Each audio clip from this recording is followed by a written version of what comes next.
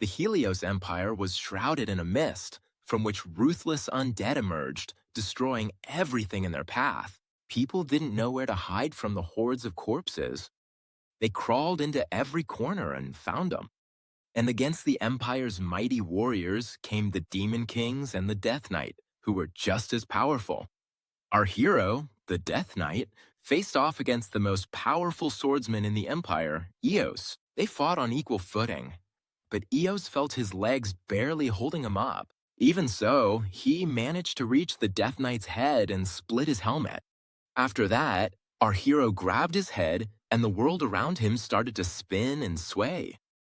All this time, he had been under the ever-present control of the Archlich, but now his mind is cleared, along with his rage toward the one who took everything most important to him with his own hands. Of course, it's not the city they're destroying right now, but something much more valuable. When our hero lifted his head, he saw fire everywhere. The Archlich subdued this cursed empire with his own power. There's an old saying, the longer the wait, the sweeter the revenge. In the end, the Archlich accomplished what he had planned 1,000 years ago. The ruler of the empire, Howard Adele Light, called him a disgusting monster, but for a hellish creature, that's a compliment. He wiped out the entire population of the Helios Empire, and you can imagine how happy he must have felt at that moment after all that time. The Archlich decided it was time to end the talk and begin the coronation. Calling himself emperor is no exaggeration. The Demon Kings and the Death Knight did a great job. All that was left for them to do was to bring the imperial crown to their patron. This honor was given to the Death Knight, who had made the greatest contribution to bringing the Archlich to this point. He won't receive anything in return because he's a slave, and therefore serving his master is the greatest reward possible. Our hero didn't bring the crown, but instead tossed it into the air, which distracted those around him. After that, he struck, attacking his master at the same time. The Archlich barely managed to defend himself, but the Death Knight succeeded in wounding him. The Demon Kings immediately responded to the treacherous attack. The Archlich doesn't understand what his slave is doing because he didn't give the order. Besides, our hero is his strongest warrior, able to wound the master even though he's protected. But the Death Knight no longer needs orders. He acts according to his own will, and right now he wants to kill his enslaver. The Archlich was sure he had completely erased our hero's consciousness, but in reality it never disappeared. All that time he was watching, trapped inside his own body. Our hero is his greatest creation. Because of his achievements, he'll allow him to vent his rage this time, until he finds a way to regain control. However, this prospect doesn't appeal to the Death Knight. He took out the Demon Kings with a single swing of his sword. In this case, the Archlich intends to fight back. He summoned from the other world a mountain of sinners' corpses that crawl toward our hero like zombies. However, they're too weak, despite their numbers. The Death Knight destroyed them all at once with his power. The Archlich saw the monster he had created, godlike in power. What's more, this monster is furious, and it seems there's no way to negotiate with him. But even if his body is destroyed, he'll just send his soul to another world and then take control of the Death Knight again. But our hero, locked away for all those years, couldn't think of anything except killing him. And to kill the Archlich, he created a sword technique capable of cutting even the soul itself. He, of course, thought that such a technique couldn't possibly exist. However, he didn't want to take any chances, so he tried to dodge it. But our hero is pretty skilled, so he managed to hit the target. The Archlich screamed in agony. The death of his soul was pretty spectacular, and when his body fell, his skull rolled across the floor. So the Death Knight sent him back to hell. Howard Adele Light watched the whole scene from the sidelines, not understanding what was happening. After the victory, our hero fell to his knees, feeling both joy and bitterness. It was all over. There was only one thing left to do: apologize to his loved ones, even if he could only see them again after death. As a Death Knight, he massacred his entire family, so he definitely has to ask their forgiveness. Our hero took his own life, hoping to be reunited with his family in the afterlife. The moment life left his body, he heard the voice of his sister, Louise. He thought he had a chance to see her before going to hell. His sister reminded him that our hero, Damien Haxon, would receive something from their father, but that she would support him. However, everything happening around him turned out to be quite real.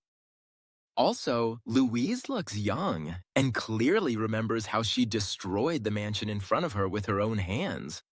Maybe Damien isn't dead and this is just a dream, although it's definitely not a dream. There's no way the years I spent as a Death Knight were just a dream. Without a doubt, he lives in the real world. And to find out if the Death Knight really existed, our hero decided to test his strength. Damien felt in his body the energy he had learned to control under the Archlich's guidance. And armed with just his simple stick, he was able to use that energy to destroy the stone. Everything turned out much better than our hero had initially expected. This is not a dream. He went back to the past and was given the chance to correct his mistakes and protect his family. Living through this time for the first time, Damien had a special talent for tarnishing his family's honor. His father was always yelling at him. There was always some reason, like a fight in a bar that got our hero kicked out, or because he hit the son of the Marquis of Lionblum, which is why Lewis ended up marrying off his own rude son. This is the second talent, the talent for ruining the future of your own family members. His mother cried because Damien had borrowed money, using the family land as collateral. This is the third talent, the talent for getting rid of your own property. As a result, because of these talents, his father couldn't take it anymore and kicked him out of the house. He had to do it, even though he really loves his son. The whole family loves him, but our hero has brought them a lot of trouble and suffering. Lewis wanted Damien to be happy. He was always kind, and even when Damien left, he gave him money. This made our hero feel ashamed because he had ruined his life. So he couldn't say a single word of goodbye. He just grabbed the money and ran out. And the day he ran away from his family, he understood for the first time what guilt and shame were, but there was nothing he could do to fix it. However, somehow Damien managed to go back to the past. No doubt, he wanted to apologize to his family, but he never expected to be able to turn back time. Maybe it's some kind of divine miracle? His body is weak, so he won't be able to use techniques as powerful as the ones he could employ in the body of a Death Knight. That technique with the stick, that move, multiplies the impact of the blow many times over. He learned it after killing a knight nicknamed the Castle Wall Destroyer. His thoughts were interrupted by a servant who came to call him inside the house. It's been a long time. Damien no longer remembers the names of many people. He guessed that his name was Victor, and he was right. Victor came to find out why Damien was still there, because Lewis had told him to come back. His father is furious, but our hero doesn't even remember what he did, which surprised Victor. But there's no other choice. I'll have to figure it out myself. As soon as Damien crossed the threshold, his father attacked him with a sword. Our hero caused a commotion at the bar and got thrown out. An act like that tarnishes the family's reputation. It was at that moment that Damien came back. His father was so furious, he almost crippled the scoundrel, but his mother and sister stopped him. Despite all that, our hero is happy to see his family again. He missed them so much that he even broke down in tears. However, his father was really surprised to hear that his son wasn't going to make any excuses. That's very unusual for him. Normally, Damien always tries to play the sympathy card with his excuses, and his father knows it. But hearing it straight from his dad is painful for him. Our hero's mistakes have tarnished the honor of Viscount Haxon. They happened solely because of him. There's no room for excuses. But despite these serious words, his father isn't going to let this go unpunished. Damien sincerely apologized and promised to make up for his mistake. He will correct the mistakes he made, and when he returns, he will receive the punishment he deserves. His whole family was surprised, but his father didn't know what to say. He even thought he might have hit him too hard on the head. Our hero went to the commercial city of Landwork. Victor took him to the bar where he'd gotten into an altercation not long before. The servant is worried because there are rumors that the union itself supports them. But our hero went anyway, and if Victor is scared, he can just go back to the mansion. Damien told him not to worry because he wasn't gonna do anything, just sincerely apologize. And in fact, everything will be fine as long as things go smoothly. Our hero doesn't know how he went back to the past, but it seems like God gave him a second chance, and he can't hurt his family again. Our hero intends to correct the mistakes of the past one by one. However, the doormen aren't too happy to see him, since they had asked him not to show his face. Damien doesn't remember them well since it's been many years, but they seem strangely familiar to him. He said he wanted to offer a sincere apology to the owner of the establishment. The doorman laughed. They didn't expect such dignified behavior from an aristocrat so suddenly. Everyone knows our hero is the eldest son of a down-and-out family, but it turns out he's better than they thought.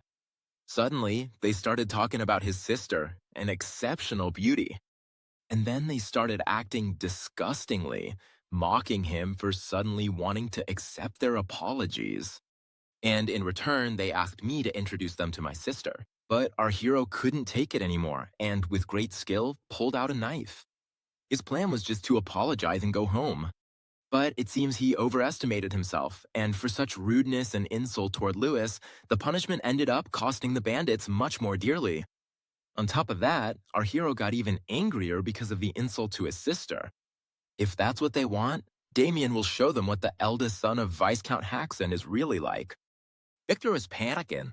He thought his master would fix everything and not make things 100 times worse. The fight also drew a lot of curious onlookers who wanted to see what would happen. The second bandit started trying to intimidate our hero with his status. No one has ever gotten away unscathed after a run-in with the Black Serpent gang. Our hero finally remembered. The Black Serpent was an organization that was expanding its influence in the landwork area around that time. This bar was one of the places they had their eyes on. When Damien complained that the food was too expensive, he was beaten and mocked in front of the crowd. Remembering this, he realized that they owed him an apology. The bandit won't go easy on Damien just because he's a noble. However, he seriously underestimated his enemy. Our hero thinks that killing them here and now wouldn't be enough, but he's still willing to hold back for the sake of his family. Still, he left a serious wound as a reminder of the second time. Reinforcements arrived in the courtyard, while the rest of the gang members headed to the bar. At first, they assumed our hero was a member of another organization, but he denied it, saying he had come to apologize, but then realized they were the ones who owed him an apology. The bandits took this as an insult and promised to shake him until his soul left his body. The leader ordered them to take our hero away. Everyone rushed at him at once, but our Damien handled it with ease. This body's weak. Shortness of breath has already set in. Their leader tried to settle everything with words and apologized, but it's already too late to back out. Our hero grabbed him easily. Right now, there are a lot of people relaxing in the establishment. Damien distracted the drunks with a spectacular entrance. He walked into the lobby with a hostage, holding a knife to their throat. You should have listened when he asked you nicely. People were so scared they ran away in a panic, and our hero, as if nothing had happened, walked in. The owner of the bar, Anderson Home, came out to meet him, not understanding where all the security staff had gone. With a calm expression, Damien told him that he had already taken care of them. Anderson was surprised that someone had dealt with the members of the Black Serpent, but still decided to find out who was disturbing the peace. Our hero demanded an apology for the previous incident when he was beaten up for making a comment about the inflated prices. Because of this, everyone around him considers Damien to be an alcoholic and a troublemaker. On top of that, those rumors affect his whole family, who've already lost too much. However, Anderson pointed out that Viscount Haxon no longer had any honor left to lose. He has no intention of apologizing after this speech and instead asks our hero to pay for having disturbed the order in his bar.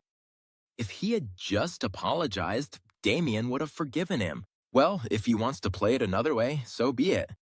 He'll pay for what he said, too. It turned out Anderson had another bodyguard. He is pretty strong and was able to block our hero's punch. Damien sensed a special energy. Anderson thanks Sir Ted for arriving just in time. Our hero doubts that someone like him should be working in a place like this.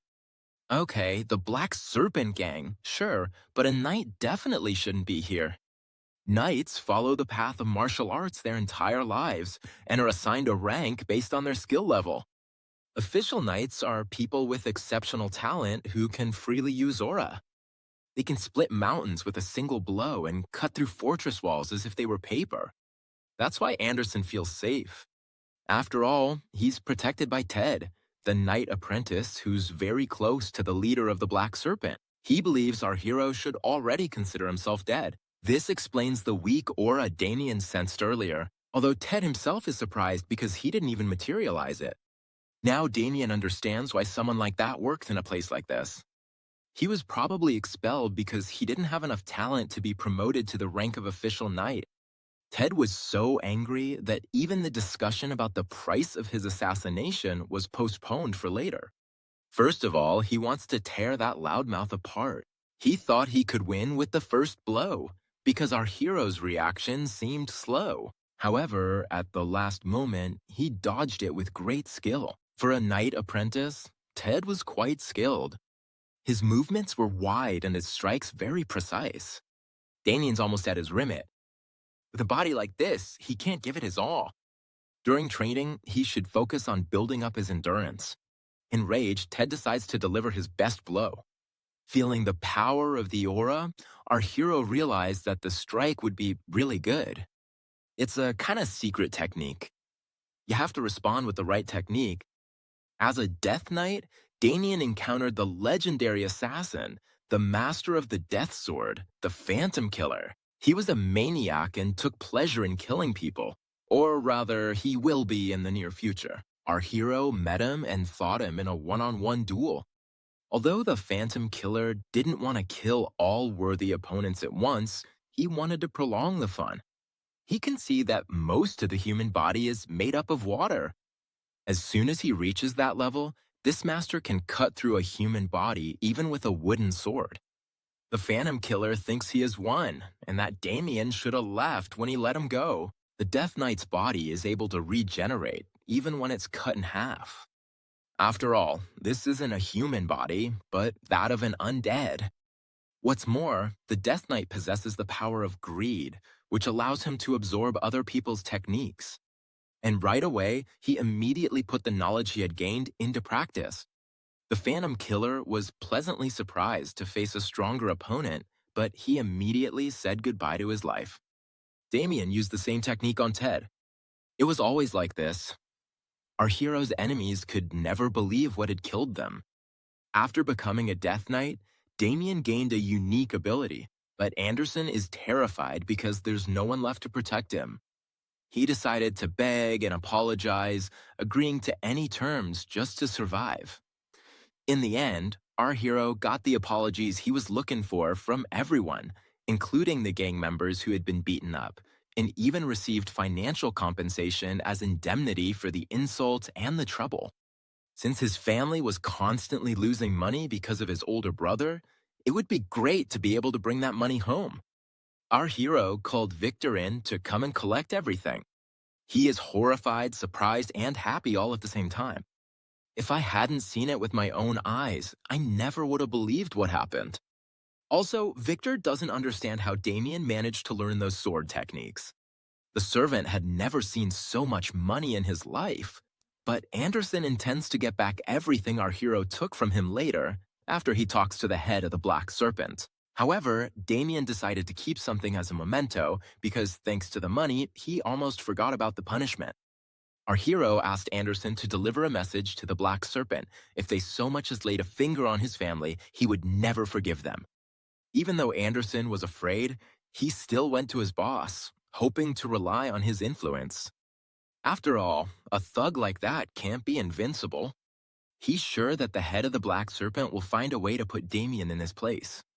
Our hero is fully aware that this won't erase his past sins, but in his new life, he'll try not to let his family down anymore. That same night, at the Lionbloom Marquis's house, Erwin Lionbloom paces in front of the mirror and tells his brother that pain always follows love. But he doesn't understand what he's talking about. He makes statements as if he's about to go into battle. But that's not the case. Irwin's determined to find love.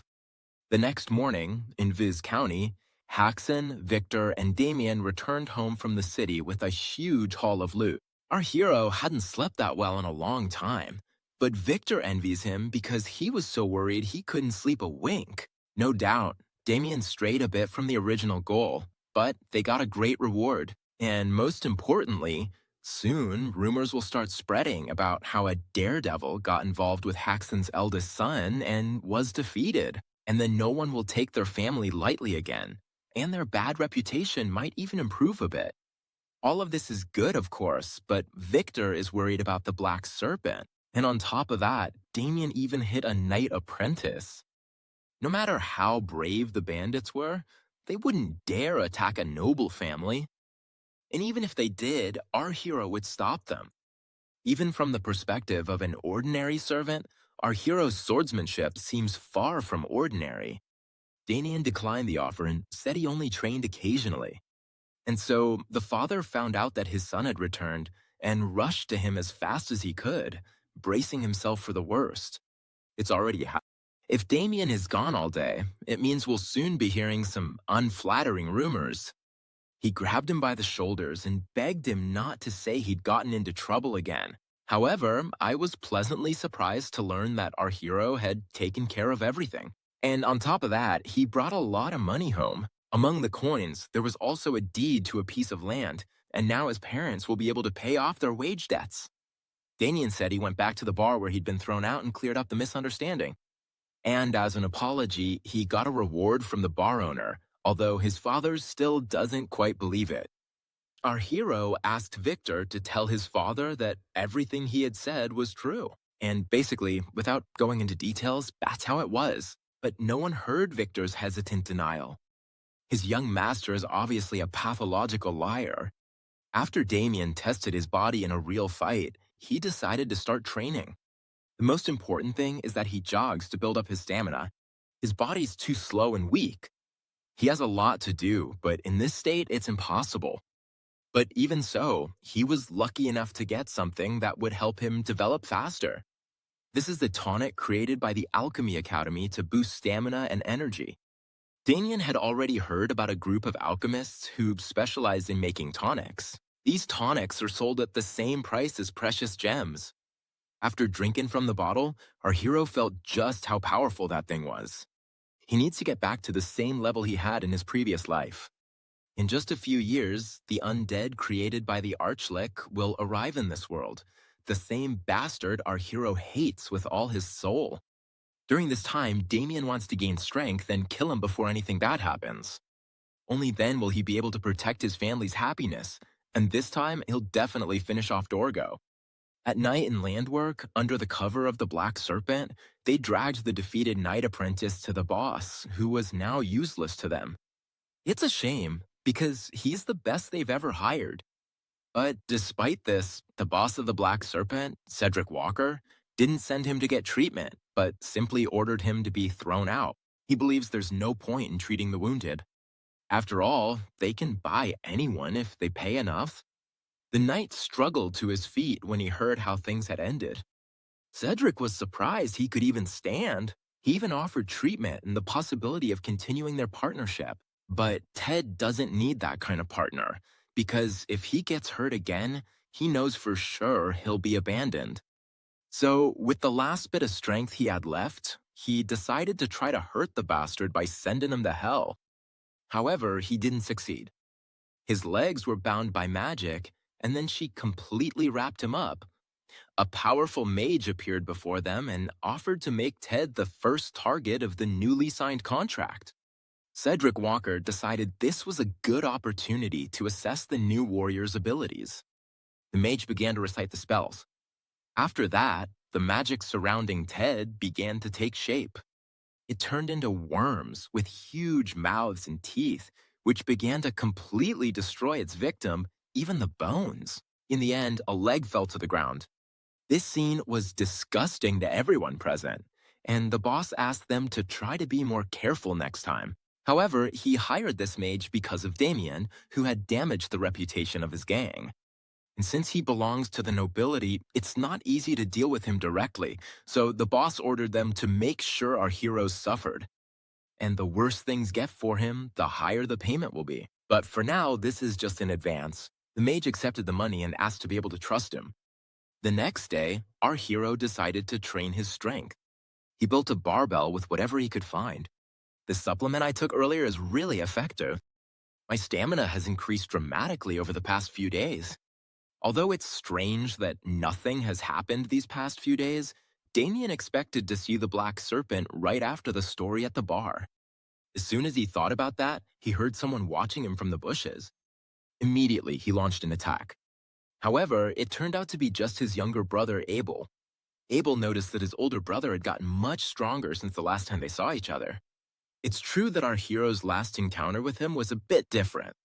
He apologized for hurting him and offered his hand to help him up. However, Abel hadn't come looking for an apology. His father had told him that Damien had been apologized to at the bar, but he also heard there was a fight where many people got hurt.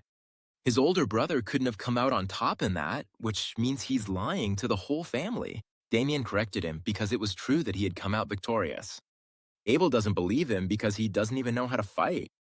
He probably hired someone, but in any case, he told Damien not to do anything that could damage the family's reputation. After all, they worked hard to make up for their mistakes. Abel was always diligent and only wanted the best for his family. But now he doesn't have to worry because nothing bad will happen again.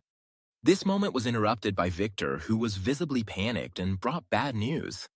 The brothers immediately ran to their father's office and saw the anxious and frightened faces of their parents. Irvin Lionbloom approached them, sat down, and told them what had happened at the banquet. He apologized for coming so suddenly, but in reality, there was nothing he could do once his father found out about everything. Our hero doesn't really remember the order of events, but it seems he already did something wrong with Irwin. At the banquet, Irwin insulted him, and Damien, being somewhat drunk, reacted harshly to this. What's more, he didn't just insult him, he also humiliated his sister and denied him in front of everyone. Then, Irwin provoked Damien even further by whispering unpleasant things in his ear so that those around them couldn't hear. At that moment, our hero shouldn't have given in to his provocations, but it already happened. He punched him hard in the face, and Irwin was pleased, because that was exactly what he was trying to achieve. It seems strange that a man about to become a knight would let himself be defeated. He had always admired Louis, and everything that happened was part of his plan. Irwin went to his house to ask Paul Osborne Haxon for his daughter's hand in marriage.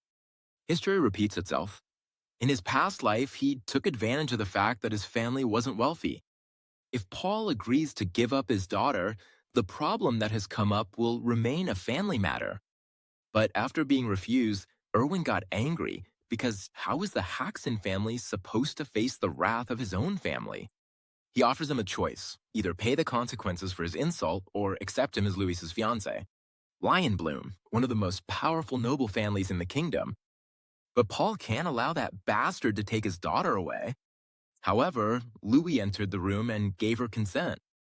She was willing to marry a man she didn't love for the sake of the family. She was always too kind and selfless. Her parents tried to dissuade her and hoped to wait until they found another way out. They asked her not to sacrifice herself to fix Damien's mistakes, but our hero is pained to see her ruin her life because of him once again. A sly smile had already appeared on Irwin's face. He decided he had achieved his goal. He called her a wise girl and warned her that he would soon send an official proposal. Our hero, overcome with immense anger, stepped between Irwin and Louis. After all, that bastard ruined his sister's life and was planning to do it again. The first thing Damien said, very few people could understand. So Irwin asked him to repeat it so he could hear it.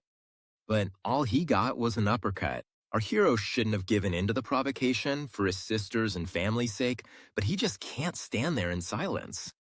In his previous life, when the maid announced that Lady Louise and Sir Irwin's carriage had arrived, Damien would run toward it with joy.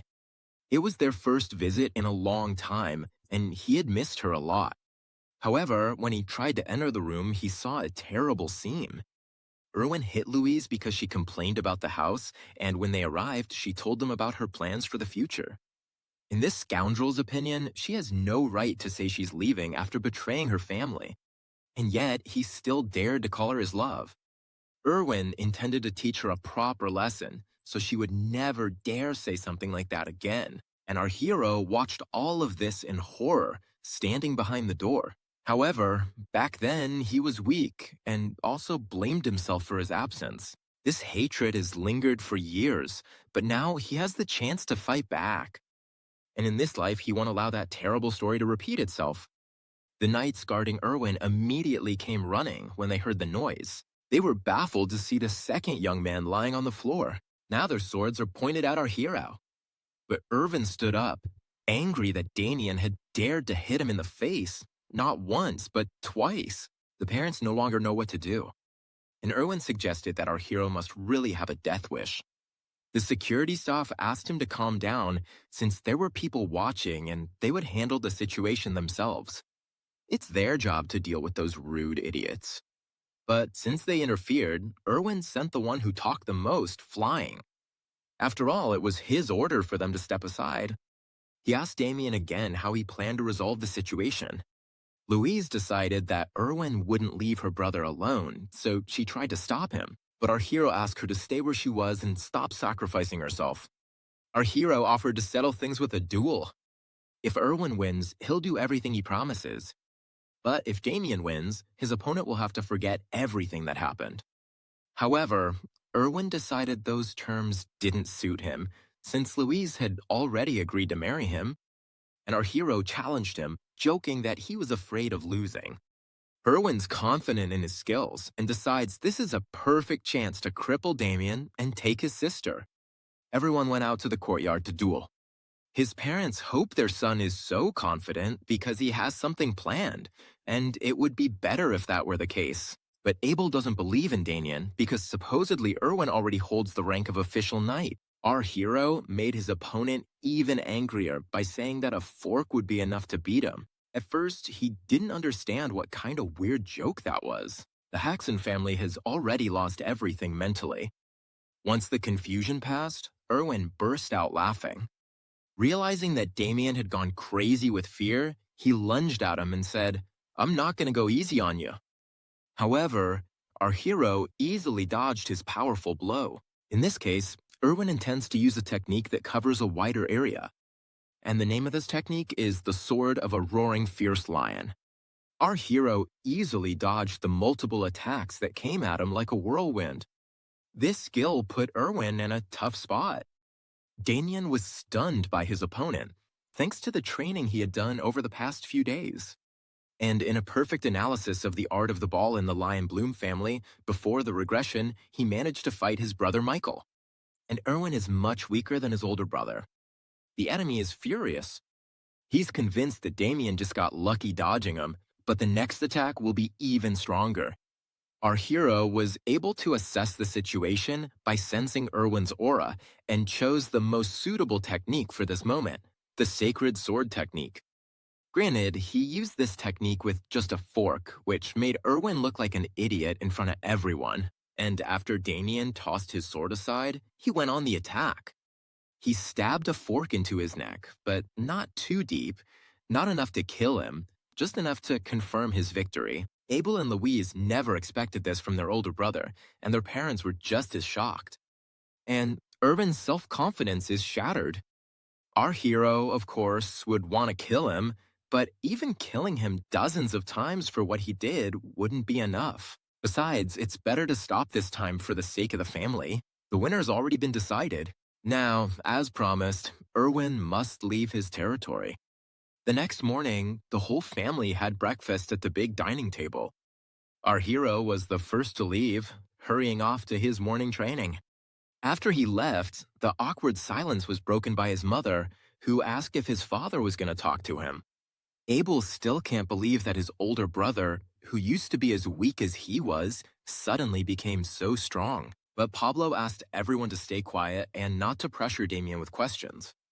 He said he would tell him himself when the time was right. In fact, he himself is very interested, but something tells him it's better not to overwhelm his son with questions. Before training, our hero put on 10-kilogram weights.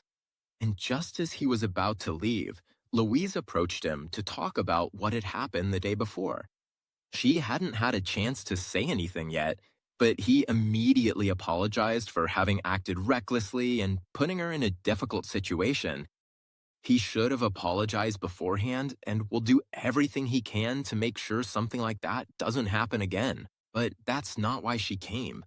Louise is very grateful to him for stopping her from accepting the offer. In fact, she was very scared, even though she had said she would go with Erwin, but her heart was telling her otherwise. Damien stood up for her. She felt sorry, but at the same time, she was very happy. That's why she wanted to thank him.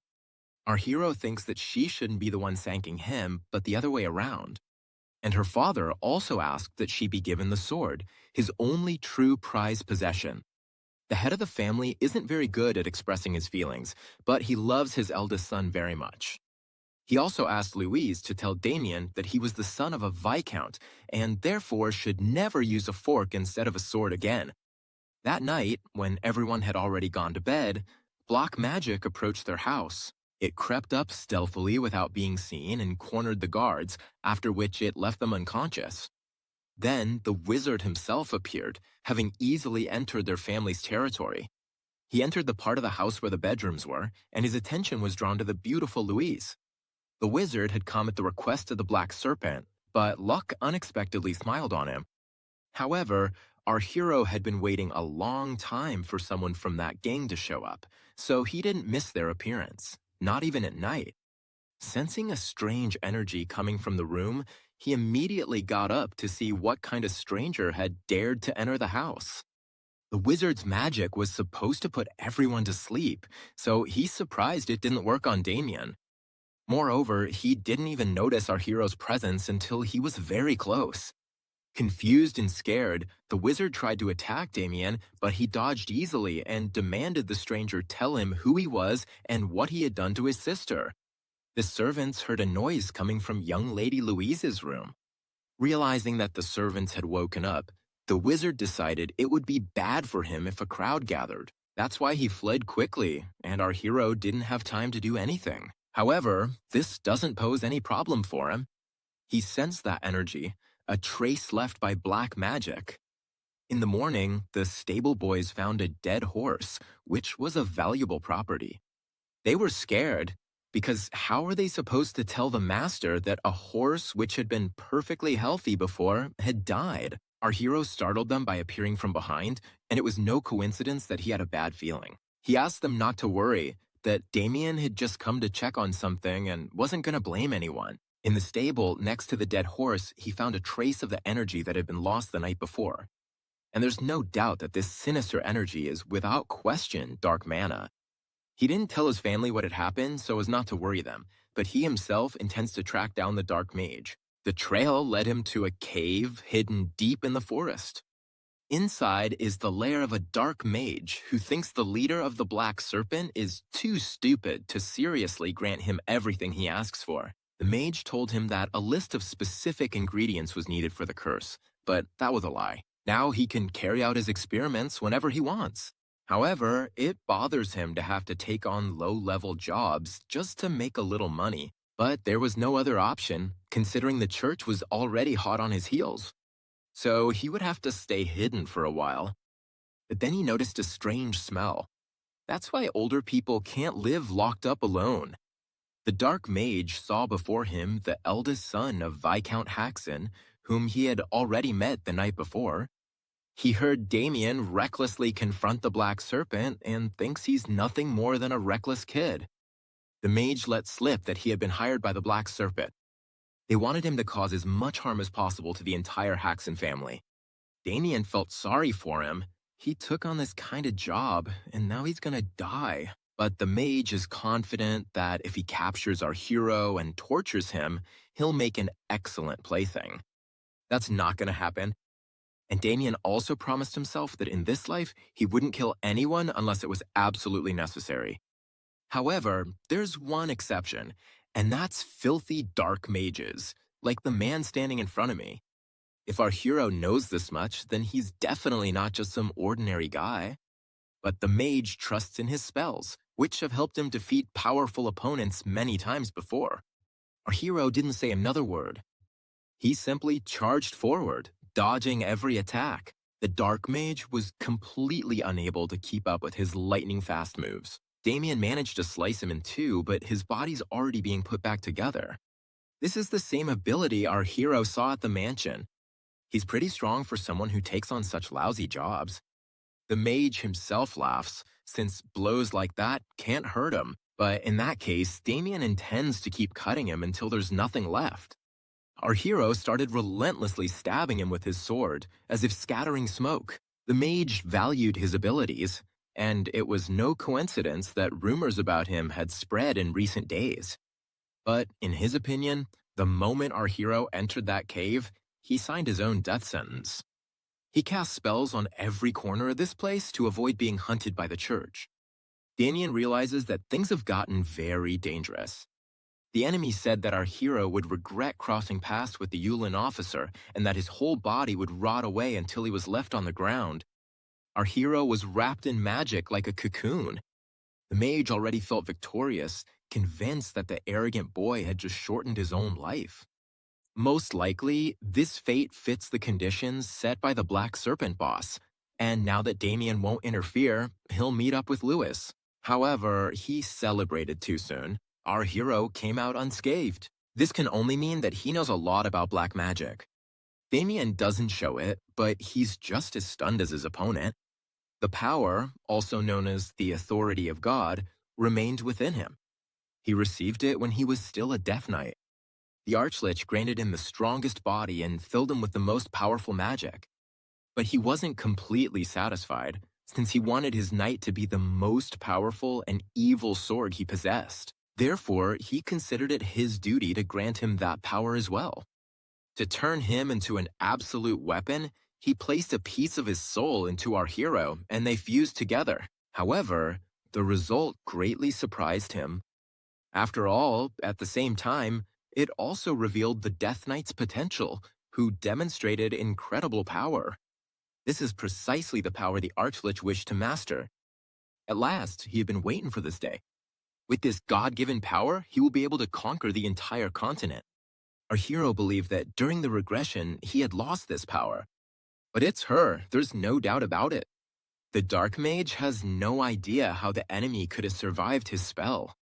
However, Damien doesn't plan on revealing his hand. And by the way, the Dark Mage called himself an officer of Yulin. Somehow, our hero had heard of them before. It's an organization specialized in assassinations using black magic. Therefore, it's no surprise that the enemy is so capable. The Dark Mage understands that the longer the situation drags on, the worse it will be for him. He had an ace up his sleeve in case he ran into the church, but apparently now he can't do without it. A powerful aura envelops the enemy. He became much stronger and received a considerable amount of dark mana. No doubt, there must be an artifact that stores hidden mana in his bracelet. According to the mage, it no longer matters how Damien managed to withstand his spell. Of course, he won't be able to endure it and will burn in hell. Our hero was touched by the fire of hell, which burns forever, even after death. However, the Dark Mage gravely misunderstood something. Damien's power greed doesn't nullify magic.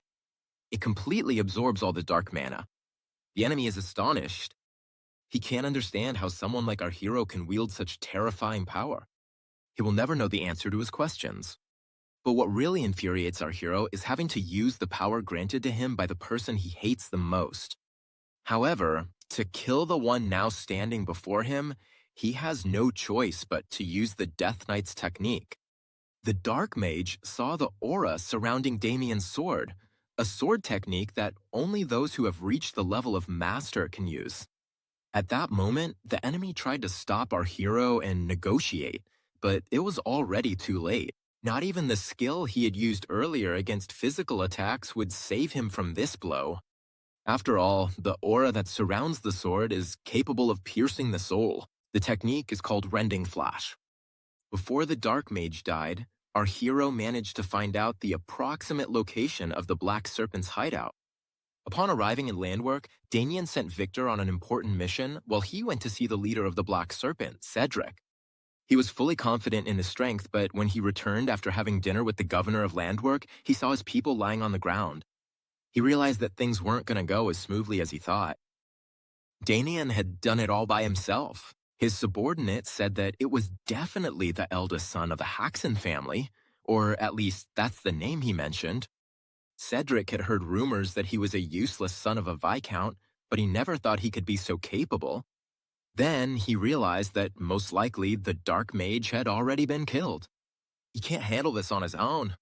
He definitely needs help, and he quickly ran off to find it. Some bandits specialized in magical items decided to stop him using their own methods. Let's see if he can block their attack. The orb at the end of a staff contains a reserve of fire mana that can be released by whoever wields it. At first, the enemy laughed, thinking Damien was trying to put out their flames with his sword. But this is a secret move, the unveiling of an endless thunder shadow, which creates a vortex and redirects attacks like these. That way, the powerful flame turned back toward the bandits. They won't be able to take part in this mess anymore. Now it's time to find out who this so-called leader of a Black Serpent really is. But as soon as our hero defeated all the bandits, another enemy appeared. For some reason, a knight attacked him, and a pretty strong one too. His aura is so intense, it makes your skin tingle. He wondered who the unlucky guy was that had caused all the commotion and went to check it out, but it turned out to be a very self-assured young man.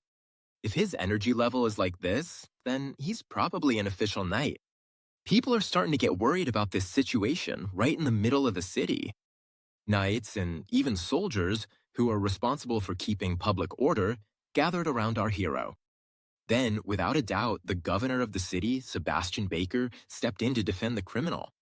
In the end, Damien was found guilty, and the governor will make sure he gets the punishment he deserves. However, our hero decided to ask why he was going to be punished. The governor pretends that Chief Cedric is a respectable businessman, even though he knows the truth, and that Damien tried to kill him. What's more, he attacked his company and killed dozens of his innocent workers, even though the townspeople themselves know that's not true. No matter how ruthless Damien is, Cedric is confident he wouldn't dare lay a finger on a man under the governor's protection. Our hero sensed that the head of the Black Serpent might have contacts within the city administration. After this, Damien openly mocked the governor for calling that piece of trash a good businessman. He promised that if he apologized right away, he might generously reduce his sentence. The governor tried to be lenient, considering he was just a young man, but Damien left him no choice. He ordered Sir Robert to arrest the criminal. Robert is a knight who guards this city. He suggested to Damien that he lay down his arms and not resist arrest. Despite everything that's happened, there's not a trace of fear in our hero's eyes. But Damien isn't stupid, he just believes in himself. Even though he said so, given his current level, fighting the knight won't be that easy.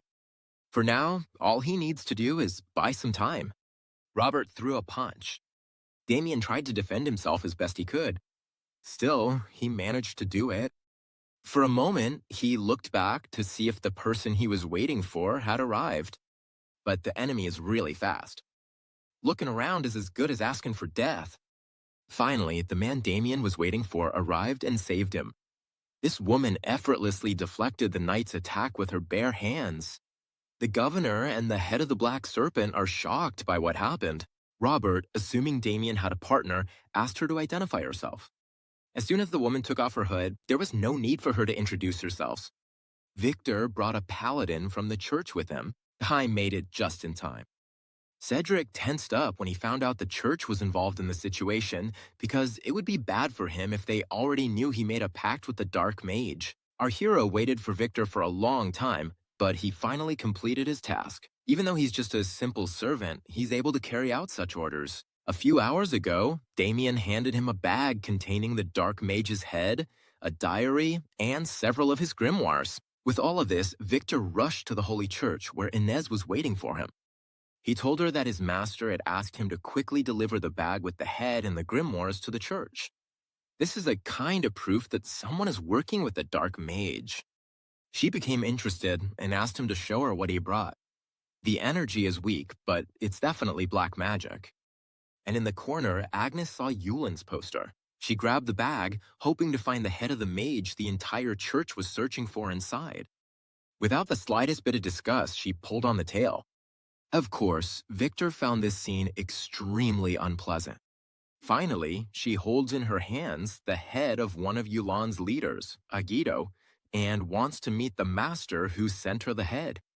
At last, after seeing it in person, she reported that she had received the evidence sent and that the church would take care of the matter. Our hero has no intention of getting in their way. The church is free to do whatever it deems appropriate. A religious leader arrived at the scene. Everything is going exactly as our hero had planned. Holy Church. They live their lives in service to God. They are endlessly merciful and generous to ordinary people. But when it comes to heretics and demons, they won't hesitate for a second to cast their souls into the sacred flame. The vanguard of this church is made up of paladins. And most importantly, these paladins are now on Damien's side. Agnes made an announcement to the city's residents and the soldiers. The church received a report about a man who had made a pact with a dark mage wanted by the law and who was in their city. And while they search for those involved, the church will become the city's authority. The governor protested immediately because the city had been granted permission to self-govern, and he, the king's viceroy, was there. However, since the eradication of heretics is God's will, the power of the church is above that of the kingdom. Moreover, Viceroy Sebastian and his knight are the main suspects. The governor immediately began to deny any connection to the dark mage. In fact, he really didn't know anything. But Cedric hid and supported the dark mage. Simply protecting someone like that is enough to arouse suspicion. He continues to deny his guilt. But unfortunately for him, Agito kept a diary that contained all the evidence of their contract. There are records of how Cedric Walker bought things for the dark mage, and every item is described. They'll know if it's a lie or not as soon as they compare what's written in the diary with the store records.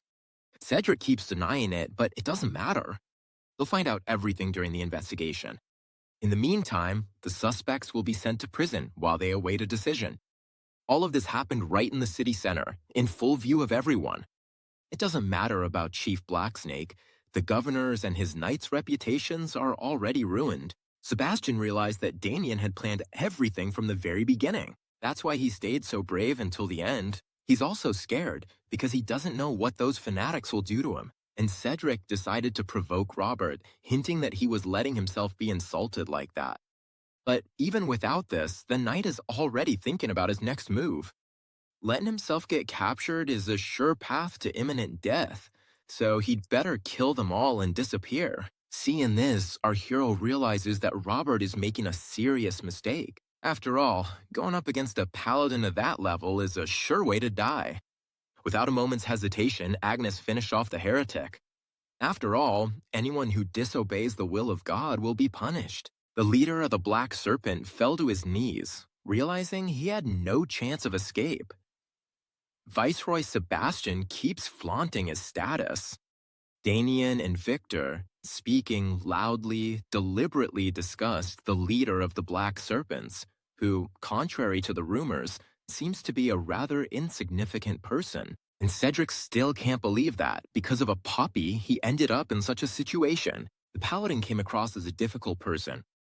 Judging by her holy power, there's a high chance she's a student of the Blue Flame. Brigantino, the most powerful man in the church, one of the 5 great saints. He is famous for having executed a large number of heretics. Agnes finds it hard to fully express her gratitude for the work he did in eliminating Officer Yolin. For this act, the church acknowledges the help provided and will not accuse Damien of anything. She pretended that she understood exactly what he was talking about, but she had already realized that he had called the church to cover up his attack on the Black Serpent. It's better not to joke around with the church, Damien apologized, saying that the dark mage had tried to harm his family. Agnes felt sorry for him, but in reality, she had never planned to have anything to do with him. And given the circumstances, she can't really blame him. Besides, the reward for Agito's head will be paid soon. 1,000 gold coins have been set for it. With that money, you could buy a small castle. But Damien wanted to ask the church for something else. He would like to learn one of the mana cultivation techniques belonging to the church. This seems strange to him, because our hero is strong enough to defeat an entire gang by himself. But after the battle against the Dark Mage, he fully realized that he had only won thanks to another force. But to defeat an even stronger enemy in the future, to reach an even higher level, he definitely needs the mana training techniques used by the knights, techniques more advanced than the ones he had studied. He has only studied basic techniques and asks for this kind of reward to master something more complex. Agnes can already feel the significant flow of mana within his body. And if he's not lying, then he has extraordinary talent. He also has the determination to get rid of heretics without hesitation. She decided to offer him a much better alternative, to become a paladin of the church. Without a second thought, our hero immediately refused. Victor realized that his master had taken down such a strong man with just a single word. However, becoming a paladin is the greatest honor granted by God, as it allows one to punish evil in his name. It's a very difficult position to attain, but Damien never had even a shred of faith. And, more importantly, he has no interest in living in the church like a dog. But this reason can't be expressed, so another one has to be made up. Damien said that he was still not worthy of God's own love. For now, he wishes to travel the world, exploring the Lord's paths as his humble follower. Such sacred words revived Agnes's spirits. She will agree to his request to provide him with the mana cultivation technique in exchange for a monetary rebirth. But if he suddenly changes his mind about joining the Paladins, she will gladly welcome him into the church. Agnes introduced herself as the first student of the Blue Flame. It is a great honor to meet a woman like her. Damien asked her to let him do one more thing in that place. The leader of the Black Serpent looked up at our hero as he approached. He thought that Brat would try to force some information out of him, but it looks like his last act will getting beaten up by a fat guy. He's so fat that it looks like Damien is punching a pillow. But even so, he kicked him with all his strength. Agnes and Victor watched this in confusion. Now our hero is completely satisfied with the outcome. Victor asked the knight if the story was over, but who knows? Meanwhile, Marchioness Lionblum, the Marquis of the Kingdom of the Apple, Holland, burst into her youngest son's room. He stays trembling under the blanket for quite a while, like a scared kitten. He told her how some wretch tried to kill him. First, he said that he pointed a knife at him and then switched it for a fork. For Holland, it's a horrifying scene. His son, once so cheerful, now trembles in terror. The Marquis ordered the guards who were with him to explain in detail what had happened and who had done it. They immediately exclaimed that it was Damien from the Viscounty of Haxent. Since he didn't believe such power could exist in his family, he decided that our hero must have used some kind of clever trick. He ordered people to be sent to his mansion and to drag Damien Haxent to him like a dog. Our hero's parents were caught off guard by some unexpected guests. A paladin of the Holy Church approached them. The father was angry because his son had caused trouble behind his back and had even brought fanatics into their home.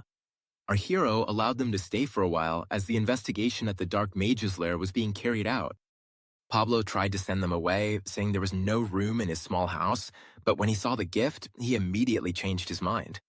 Agnes thanked Damien again for allowing her group to operate there. But in fact, when she made another request, even Damien himself didn't expect them to come to his house.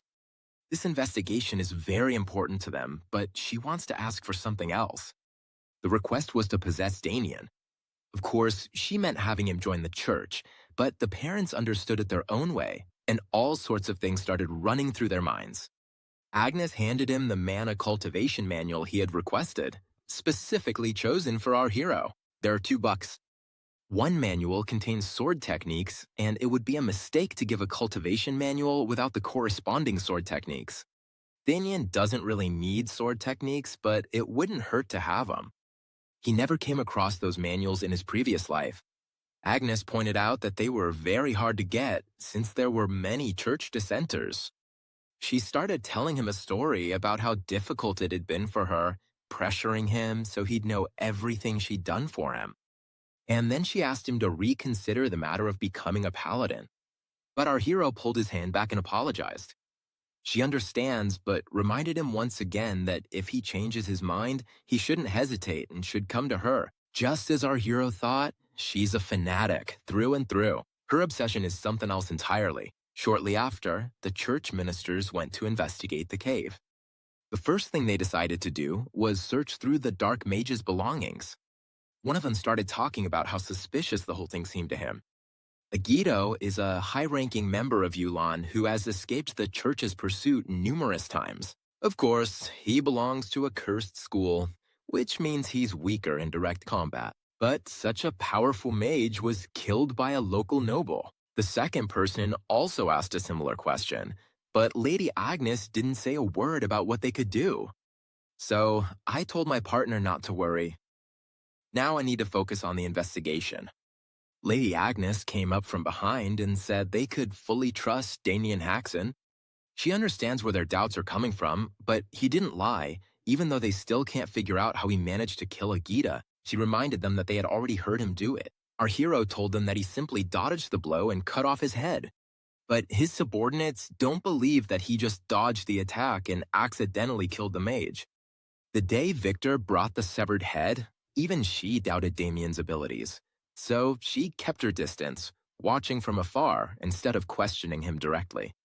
He fought against dozens of mercenaries all by himself without getting a single scratch and completely dominated them.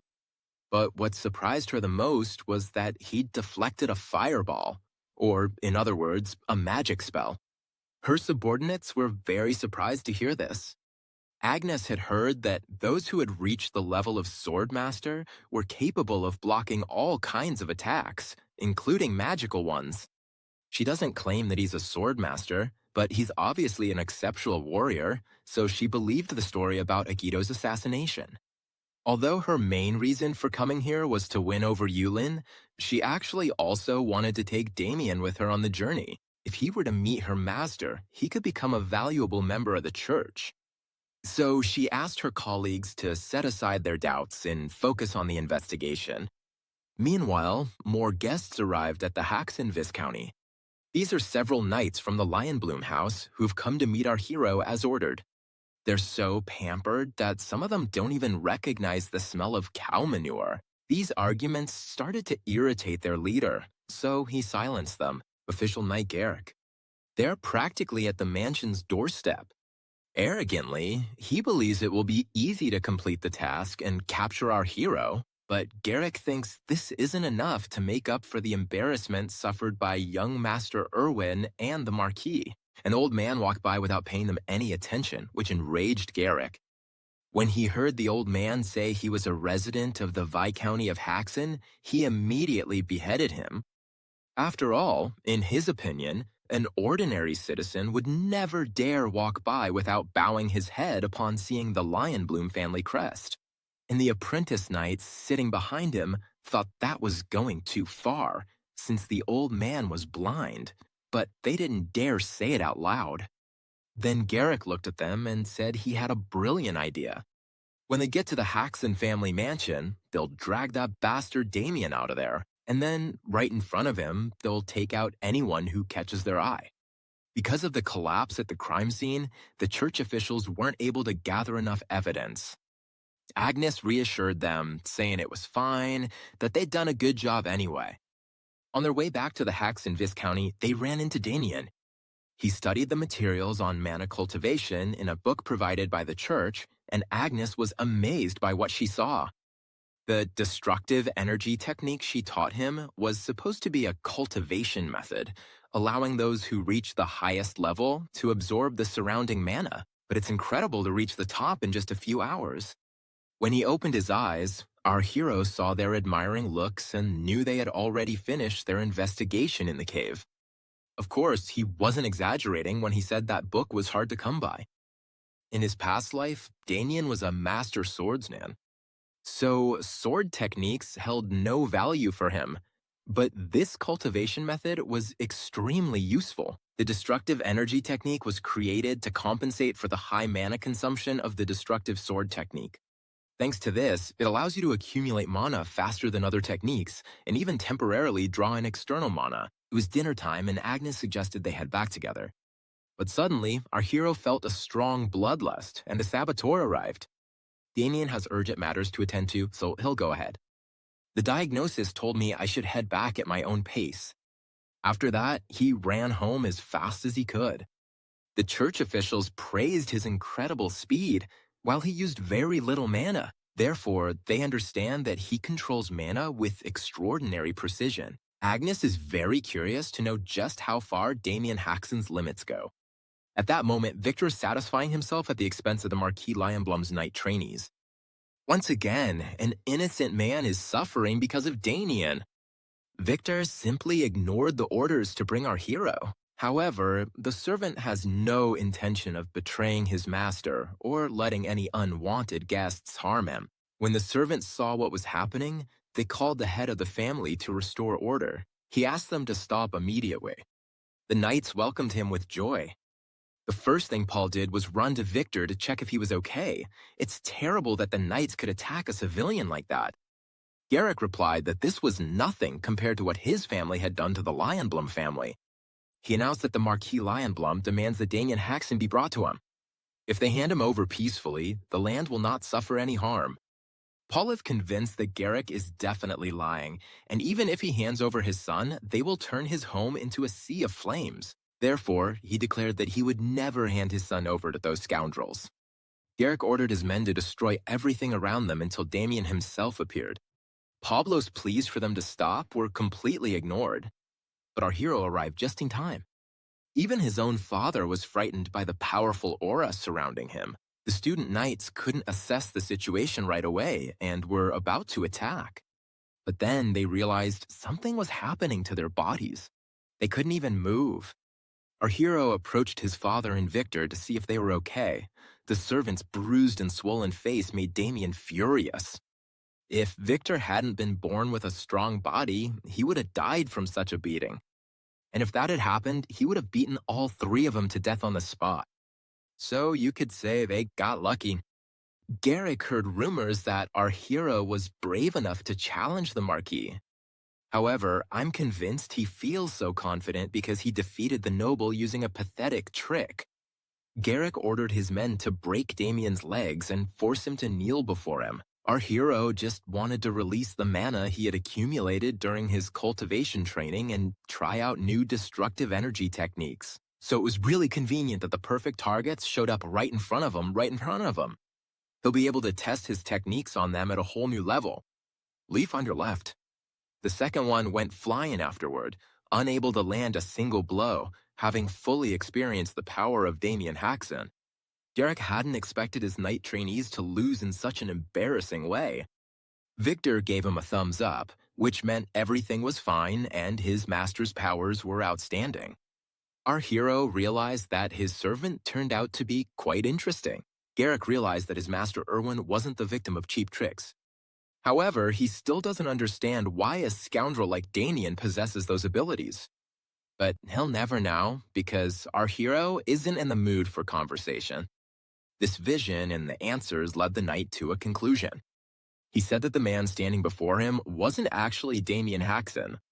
Paul and Victor were surprised by such a statement, but our hero dismissed it as nonsense. The knight believes this is a trap set by the attack dogs to prevent the Lionblum family from prospering, and Damien isn't real. Most likely, he's an imposter hired to defeat young Master Erwin, thus humiliating the good name and harming the Lionblum family. Our hero called Garrick stupid, even worse than he thought. One of the student knights was so scared by what was happening that he decided to pretend to be unconscious. Paul and Victor supported Damien, wishing for his victory. Garrick intends to face our hero in a one-on-one duel. He thinks Damien is skilled, but the knight is about to put an end to his luck. He'll do it in half a step, as soon as our hero comes within his reach. Then Garrick will cut him in half in the blink of an eye. However, as soon as his sword got close to Damien, he stopped it with his own. As expected from Lionblum, this time they sent a fully fledged knight. Garrick decided to step back to avoid any further surprises. He can't believe Damien managed to block his strike. Assuming it was just a fluke, he tried to attack again. But our hero simply ignored him, even calling him slow. Now it's his turn to go on the offensive. The official knight barely managed to defend himself. He was completely unable to see the enemy's attack. But our hero kept his cool and immediately knocked him down with a kick. Garrick's problem must be that he seriously underestimated his opponent. Instead of giving it his all, he kept getting surprised by Damien's every move. Our hero dedicated this blow to Victor. Garrick can barely stay on his feet. He keeps chalking up all of Damien's successes to luck. Garrick used his ultimate technique, the powerful Lion Speed Sword. Our hero wasn't afraid at all and didn't back down. The technique is flashy, sure, but that's about it. Damien keeps his vow not to kill anyone in this life, but he does cause serious injuries. Now, Sir Garrick definitely won't be able to keep fighting. After all, he doesn't even have a hand for it anymore. Victor is happy that his master won, but his father has mixed feelings. After all, Damien is pretty terrifying in battle. Using fire magic, Garrick managed to stop the bleeding, but when he saw the blade of the knife in front of his face, he panicked and started begging for mercy, even though he didn't know who was standing in front of him. Our hero repeated that he was Damien Haxon and said Garrick should have begged for mercy earlier. He dared to mess with his family and made the ugly servant even uglier. Garrick started to complain. He said he was sorry for what happened and asked for his apology to be accepted. However, it seems he still doesn't understand who he should be apologizing to. Victor and Pablo came closer. They feel an uncontrollable urge to finish off that bastard. By the way, they didn't hold back their urges. Even though Victor isn't completely satisfied, he'd like to keep going. However, Damien decided that was enough because if they went too far, someone could die. Although he was about to agree to have another limb amputated, his father stepped in. Garrick kept apologizing and begging for forgiveness, this time in front of Paul. However, an apology can't make up for everything, because if his eldest son hadn't been strong enough, they would have already destroyed the entire territory and dragged him off to the Marquise's family home, where he probably would have been subjected to terrible torture. Garrick was already banging his head against the floor, begging for forgiveness, and the floor itself seemed satisfied to witness such a scene. After all, defeating the knights who attacked their territory made his family a little stronger and prouder. Damien had no intention of killing them because then his relationship with the Lionbloom family would completely fall apart. If he were alone, he would fight them without hesitation. But for the sake of his family, he has to hold back. However, if you let them go, they'll definitely come back soon for revenge. Agnes finally arrived at the mansion. She hurried, worried that something terrible might have happened. Our heroine realized that even in this situation, she could be useful. He told her the whole story. After that, I didn't even have to ask her. She offered to help all on her own. Thanks to the Haxon family, one of Yulan's officers was successfully taken down. In this sense, the church can form an alliance with them, and in that case, their family will be able to avoid the resulting crisis. Damien bribed Agnes to do it for him. Initially, when he told her the story, this was exactly what he was counting on, the church's protection. He ordered the knights to report this to Marquis Lionblum. Tell him that the Haxon family is now under the protection of the church. If they try to attack their family and their servants again, they will face the wrath of the church and its paladins. The knights, terrified, ran away as fast as they could with their tails between their legs. Now his family can finally breathe easy, but Paul isn't so sure. He thinks they need to figure out how to proceed. A family meeting is necessary. The main topic will be the dispute with the Lionbloom family.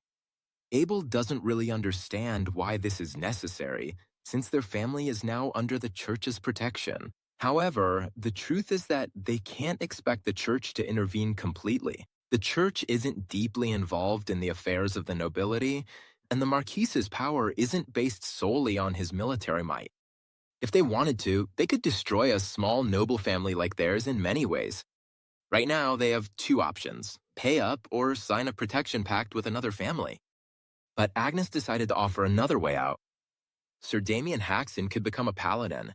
Our hero didn't expect her to play that card right now.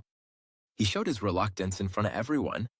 Since Damien isn't willing, his father said that this option won't be considered. For some reason, this made Abel really angry. It was as if they were spoiling our hero too much. After all, if he becomes a paladin, all these problems will be over. Abel suggests that his father should just give the order. That way, they wouldn't even have to see Damien, who's always causing trouble. After all, it all started because of him, and he's sure Damien should pay for everything. However, Abel probably felt his father's anger for the first time. He felt uncomfortable, even though he didn't move from his spot. Abel is right in saying that Damien started the conflict, but the blame doesn't fall entirely on him. After all, the Marquis's second son had lustful intentions toward Louis. If that hadn't been the case, he would have done something even more unpleasant. In fact, Damien protected Louis from the Marquis's second son's schemes instead of his defenseless father. Therefore, no one should condemn our hero for this. He put in a lot of effort and spoke up against those who insulted his family, giving him the payback they deserved. Damien never thought his father would take it that way. He even felt uncomfortable, but he had to do it. Paul will take care of this problem in the future because he doesn't want his son to make all the decisions on his own. The butler stepped into their conversation, apologizing for interrupting them. A man from the Duchy of Gold Pixie arrived to see them. Young Master Damien had borrowed money using the family's wheat fields as collateral, and the payment due date was approaching. Our hero didn't know he had already done it. The happy family idyll didn't last long. Now we have to face the new consequences brought on by that stupid idiot from our past life. Damien barely remembers this man, the manager of the Western Branch, Olin Demish. He came because it was time to settle the debt they had agreed upon. Damien had no intention of taking out a large sum of money, but he was skillfully manipulated and persuaded to go further. He had already cursed his past self and wondered why he even bothered handing over the documents for his family's land. But when he found out the amount plus the interest, our hero was, to put it mildly, shocked. It happened so long ago that he doesn't even remember why he took that money, but it's clear that his family no longer has that kind of money. At this rate, his whole family will end up on the street. If he doesn't pay today, the land will become property of the bank. Olin can't do anything. Duke Gold Pixie ordered them to collect all debts, no matter who owed the money, nobles or commoners. He asked for the money to be brought, but Damien said he couldn't get ready to make the payment. Right after that, Owen's expression changed, and brazenly, he sat down on the couch. He said that Damien shouldn't have taken on that debt in the first place, since it was very irresponsible. Well, in that case, Olin Demish is going to collect the debt using his own methods. He knew from the start that our hero wouldn't be able to pay. He likes money, but above all, he enjoys moments like these. He loves watching arrogant nobles humiliate themselves before him, and he can't wait to see what kind of face young Lord Haxon will make. Just the thought of it gives him chills. While Damien entertains his guests, the family anxiously awaits news, especially the boys, but the girls calmly sip tea and try to soothe them. Damien said he would take care of it, but his mother suggested they trust him and simply wait. However, before this, he used to solve problems with a sword, and fighting skills and negotiation skills are not the same thing. My father is afraid that a fight might break out here as well. Overall, their guesses weren't far from the truth. Olin expected our hero to beg him, or at the very least to simply leave defeated and humiliated. However, he didn't tolerate his guard's insolent behavior and knocked him out with a single blow. The second guard immediately lunged at our hero, drawing his sword, but Damien grabbed him by the neck with lightning speed, using the snakebite technique. By law, no one dares to point a sword at a noble. It turned out to be nothing more than self-defense. Olin was left completely defenseless, all alone in front of the monster. He felt real fear as Damien approached. However, our hero is already ready to move on to negotiations. He asked his guest to relax his legs. Unfortunately, at the moment, he can't pay the amount you demand, but he suggested paying the debt in another way, which would no doubt interest his master. It seemed like Olin didn't have much of a choice, so of course, he agreed. The next day, Abel bitterly told his father that he was heartbroken because justice had given in to cruelty. However, he asked him to stop and encourage his older brother before leaving. Although Paul reluctantly agreed, he is still worried about whether Damien's plan will work. And Lady Agnes is upset because their paths are already starting to part. Our hero thanked her for everything she had done for him. His investigation is coming to an end, so tomorrow they will also leave the mansion. And as they said goodbye, like a true believer, she blessed his journey. And once again, she wanted to remind him that if Damien changed his mind, he could come to her, but he refused before she could finish. After that, he immediately headed to the carriage. Victor would accompany him on the road. The servant had already loaded the luggage. Olin's wagon is very spacious and comfortable. In addition, he'll do everything possible to make sure nothing causes them any inconvenience during the trip. Damien liked the atmosphere. He was so excited when he suggested we have lobster for lunch. Victor closed the carriage doors, since it was time to go. And then he told the coachman to set off. The carriage headed to the Gold Pixie family's house so I could meet with Duke Adam Gold Pixie, owner of Credit Institutions. Even the doors of this house look majestic. Without a doubt, it's the residence of one of the richest families in the entire kingdom. Their mansion could easily be compared to that of a king. If the meeting goes well, Damien won't forget Olin's help. However, he's mad at him because our hero made him work harder than a servant, more like a dog. He really hopes Damien's plan works and that he dies. Our hero said goodbye to Victor and headed to the meeting. Adam Gold Pixie, Duke of the Apple Kingdom, has already heard about the infamous troublemaker from the Haxon family. Damien took it as a joke, but he was sick of everyone laughing at him. He had borrowed money from the creditors of Adam Gold Pixie's family, and the payment deadline was approaching. But now he doesn't have that money, so he'd like to ask if he can pay in another way. To settle the debt, he will defeat the Lionbloom family. The Duke was surprised, but it seemed his new friend had already heard the news. This news is known by everyone in the kingdom. Recently, a gold mine was discovered on the border between the lands of the Lionbloom and Gold Pixie families, two families that have never gotten along. They agreed to a duel between low-ranking knights to win the monopoly over the gold mine. Of course, our hero already knows the outcome of this fight.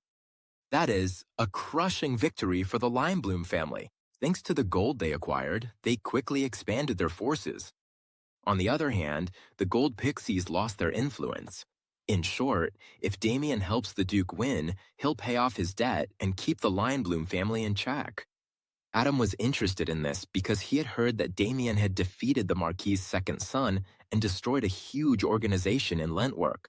And these aren't just rumors. So the offer was very tempting. The Duke was simply looking for a knight to take part in the duel. Damien would be the perfect candidate, since who else could take on the Lionbloom family's eldest son? Although, of course, this still needs to be proven, because everyone recognizes him as a genius. Just as Damien was trying to convince the Duke that he could handle the situation, the knight Ernst Halvitz stepped in. He believes that you can't rely solely on words, because rumors tend to be exaggerated. He also trusts that Miss Chelsea will bring the ideal candidate. Miss Chelsea has been away for a month, searching for the perfect knight to face Michael Lionbloom. She always passed the Duke's test flawlessly, so Ernst is confident she won't fail this time either. All of them make valid arguments. Damien is not happy about this at all because those bastards are ruining all the fun for him. It's clear what people think of the Duke. Now we have to decide what to do.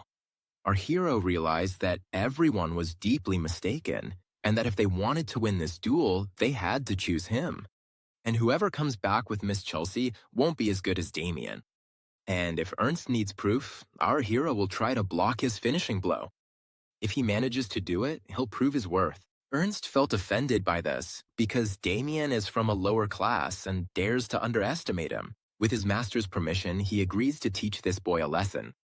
Of course, he doesn't care at all because things are getting interesting. They went out to the courtyard. to the area where the knights train. Victor's in shock. All the negotiations with his master end in fights, and the enemy seems strong, so the servant is a little worried. Duke Adam Gold Pixie gave the order to Sir Howitz to begin.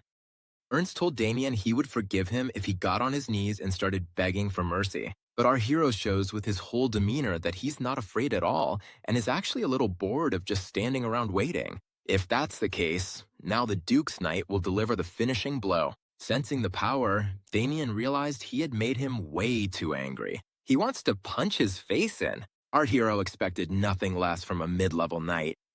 However, if you understand where he's aiming, it won't be hard. Damien's sword shattered from the blow. Still, all of this is nothing but a planned trick. The Count was surprised, and Victor was absolutely terrified. But Damien managed to withstand the blow and stay on his feet. Ernst is baffled. He doesn't understand how he managed to withstand his sudden attack. The Count noticed it too, but his knight, Gale Ray Mick, picked up on something. The candidate spot undoubtedly belongs to Damien. Victor jumped up to hug him with joy, forgetting about the wound on his chest. And Adam Gold Pixie came over to congratulate him because he had indeed withstood Howitz's blow. At first, the Duke was full of doubts, but he proved to be truly capable. Damien Haxon has shown his talent in a fantastic way, just as he promised, and now he's a candidate. Ernst Howitz tried to say something else, but the Count silenced him, asking him not to ruin the good mood. Ernst was completely sure that his attack would succeed, and Damien realized that the Duke was treating that knight badly. It's not that he didn't have talent, he just fought the wrong man, because our hero's level has already surpassed the average. And since only lower-class knights could participate in a duel, he had to pretend. In a brief moment, he uses mana to block a blow and pull off a move that would fool anyone. Although the Duke seems to be pretending not to notice, he suggested that Damien had internal injuries and said he couldn't just stand by and do nothing. He used his ring, an interdimensional magical tool, and pulled a box out of the portal to give our hero some pills to help him recover his balance. He paid a large sum to the Alchemy Academy for them. Plus, they enhance physical abilities, just like the previous supplement. Knights usually take these pills during training, but they're also effective for internal injuries. Our hero is really happy with such a gift, and the Duke is eager to get started on the work. The next day, he could feel the effect of the pills. They had definitely worked. In just one night, his internal injuries had almost completely healed. But the duchy is full of good training weapons, and Damien didn't have time to take a look yesterday. With them, our hero could train and keep moving forward. Suddenly, a short man greeted him. The low-ranking knight, Pavel Bermud, and his brothers. They're also going to take part in the duel. Yesterday, they were training outdoors, so they didn't get to meet Damien. If they were here, they'd be the ones to teach him a lesson, instead of Sir Howitz. The duel with the Lionblum family is a major event, with the fate of the duchy at stake, so they hope Damien won't drag them down with him. These guys don't trust him, so they asked him to leave and not interfere with their training. And now he understands it. During training, Pavel showed the starting position, the unmoving Akalanata, and his brother demonstrated a secret move, the phoenix rising from its ashes. Today is his 981st battle. All this time, Pavel has never lost. His brother dodged the attack skillfully, but then he lunged at him again. He expected nothing less from Pavel. He anticipated the attack and blocked it with his forehead. And then he accepted defeat and even expressed his gratitude for the new knowledge. The second one also wanted to fight, but Pavel preferred to rest a bit. He believes that if he keeps training like this, he'll get good results and will definitely be able to defeat the Lionblum family. They live by the motto, one for all and all for one. Our hero saw all of this from the outside and his spirits dropped. When he saw the Duke's low-ranking knights, he realized they would be defeated in a duel. He shared his opinion with Victor that they would most likely lose. After all, with idiots like that, you can't be sure of victory. Meanwhile, the Count is talking about our hero with his most valuable knight, Gal. He thinks it's strange to come across a knight of such high lineage, although the old man isn't bothered by it at all. Last night, Adam invited Danny in to train with him, but he preferred to do it alone. The Count didn't think our hero would refuse. He was becoming more and more interesting to him. He's curious to know what Nightgale thinks of Damien. He considers him an exceptional young man. He used his mana in a split second and blocked Howitz's attack. Not just anyone can do that.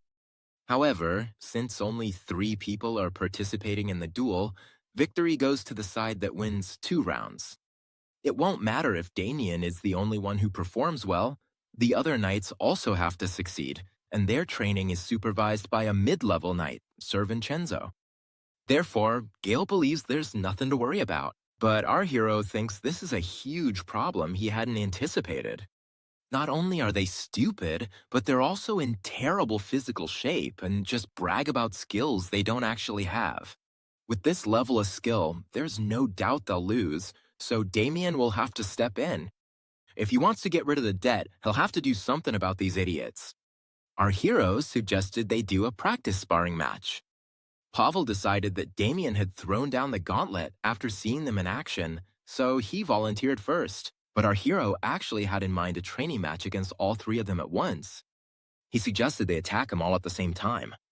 These low-ranking knights decided they were up against an arrogant fool. Even though it goes against the knight's code, his prejudiced attitude made them furious. However, before they knew it, they found themselves lying on the ground. We didn't even have time to understand how it all happened because Damien is just that fast. Pablo was the first to arrive at the scene and saw his brothers nearby. Our hero called him pathetic, just as pathetic as he thought he was himself. Pavel remembers how they attacked together, but after that, everything is a blur. He starts to recall that Damien easily dodged all their punches, then quickly knocked out his brothers, and finally set his sights on Pavel himself. He did everything he could to reach his target, but Damien brushed him aside like he was a mosquito. After experiencing intense pain, he immediately lost consciousness. He couldn't even imagine that our hero, who had a bit of a reputation, could be that strong. Monster. He defeats 3 of them without even breaking a sweat. Afterwards, Damien asked who had trained those idiots.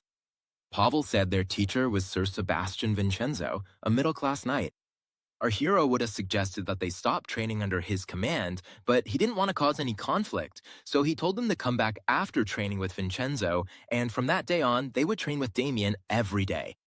Pavel suggested that if Sir Vincenzo saw bruises on them, he would suspect something was wrong. But our hero promised that no matter how much he hit them, there wouldn't be a single scratch on their bodies. And honestly, if you think about it, even after he beat them up, they were physically fine. This was possible because our hero had previously studied a special way to defeat people. Once upon a time, there was a man who traveled across the continent reforming criminals. He was known for transforming people, and his method was simple. He would beat people for a whole hour straight, and if that didn't work, he'd double the time. According to legend, the longest he ever beat someone was 512 hours. During this process, the Transformers started to feel sorry for his bloodied victims. So he thought about how to beat someone without endangering their life, and that's how he created the invisible strike technique. This is what Damien used on those idiots, this secret art that causes intense pain but leaves no marks. He hoped that now they'd realize just how weak and useless they were. But Damien has a whole month before the duel, time in which he'll turn them into useful insects. The boys were surprised by this. It's time for everyone to get back to training, but the Duke's assistant came running in. For some reason, he was looking for Damien. Adam Goldpixie is calling him to his office. The Duke's daughter, Lady Chelsea Goldpixie, has returned home. Ernst is glad that she made it back safe and sound. A month went by, and she found a knight worthy of dueling. This is the low-board knight, Guillermo Blackwing. Others had heard of him as a famous mercenary. He fought in the War of the Kingdom of Aklepan and killed almost all the lowborn knights. Rumor has it that no one of low birth can defeat him. Guillermo earned his title during the war through brutal acts that only a wild beast could commit. He swore loyalty to Chelsea and also promised to take part in the duel. She is confident that he will definitely be able to defeat Michael Lionbloom. The other knights also believe this to be true.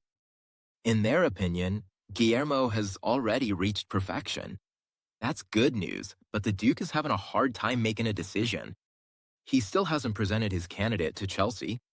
The first candidate for the duel, Sir Damien Haxon. She didn't immediately understand exactly what her father meant. After all, she asked him to wait for her, even though he never said he would. So she simply suggested changing the representative. She thinks there's nothing to consider here, since she's never even heard of Damien herself. In her opinion, it's obvious that Sir Guillermo should be chosen instead of some unknown knight. Of course, Sir Guillermo is a renowned knight, but Sir Damien is strong enough to block Howitz's final blow. Chelsea thinks her father simply doesn't want to acknowledge her abilities, and this is the perfect opportunity for him to turn a blind eye to them again. She kept pointing out his lack of respect toward her, but Adam immediately silenced her. She apologized, claiming she was tired from the trip. Our hero realized that they were holding a grudge against each other. The Duke dismissed his daughter, saying he would first discuss the matter with others. Upon hearing this, Guillermo burst out laughing. After all, why come to a joint decision through conversation when you can decide differently? Jael tensed up at such rude and disrespectful behavior. However, in a way, he's right. They can fight, and the winner will go to the duel. Chelsea asked him not to interfere and wanted him to be quiet, but the Duke also liked the idea. It's true that the strongest should go to the duel, but Damien said there's no need to resort to fighting. He reached out his hand to his opponent, wanting to check something as well. Our hero suggested deciding who is stronger right here and now. Seeing a little guy in front of him, Guillermo apologized in advance, warning him that he might rip his arm off.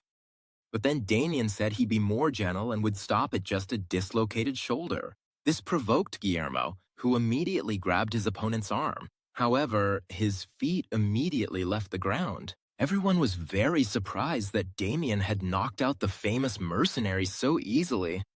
Jael, who knew martial arts, could appreciate just how amazing it all was. Guillermo Blackwing was the first to try to grab Damien Haxon's arm. However, Damien used Guillermo's strength against him and threw him to the ground. In Gale, they saw not just strength in our hero, but also skill. However, this made Guillermo really angry. No one dared to humiliate him like that in front of everyone. The mercenary turned out to be much stronger than our hero had thought, because he actually tried to dislocate his own shoulder. The enraged beast immediately went for his weapon.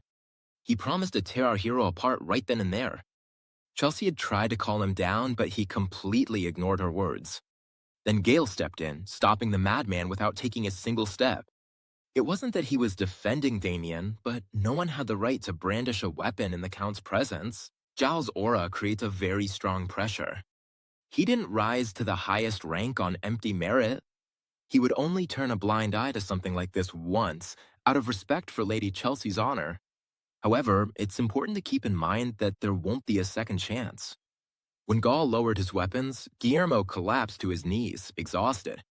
There was a slight commotion. It would be better for Sir Damien to keep his position as a candidate. Ernst is convinced it was an unfair fight. He excused Sir Guillermo for his loss of strength caused by the journey. Besides, he's a knight who uses weapons. You can't judge him in a fist fight. Chelsea accepted the idea and tried to force an official duel between her knight and Damien.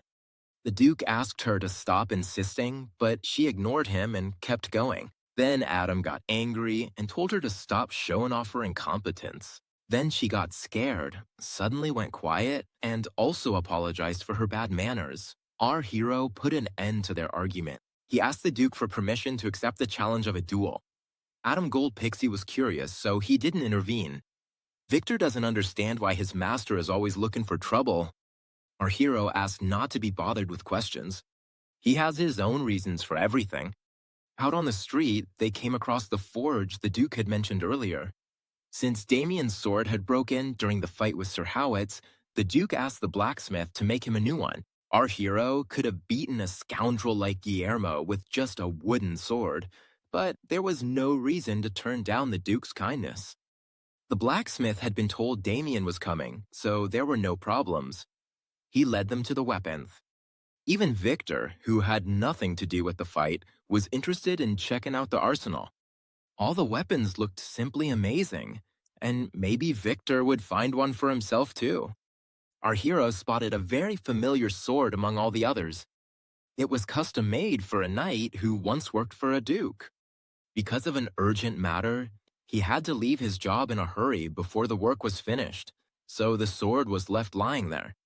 That knight sacrificed a single resonant broom to create the blade. The shape of this sword is similar to any weapon made by the master known as the musical swordsman.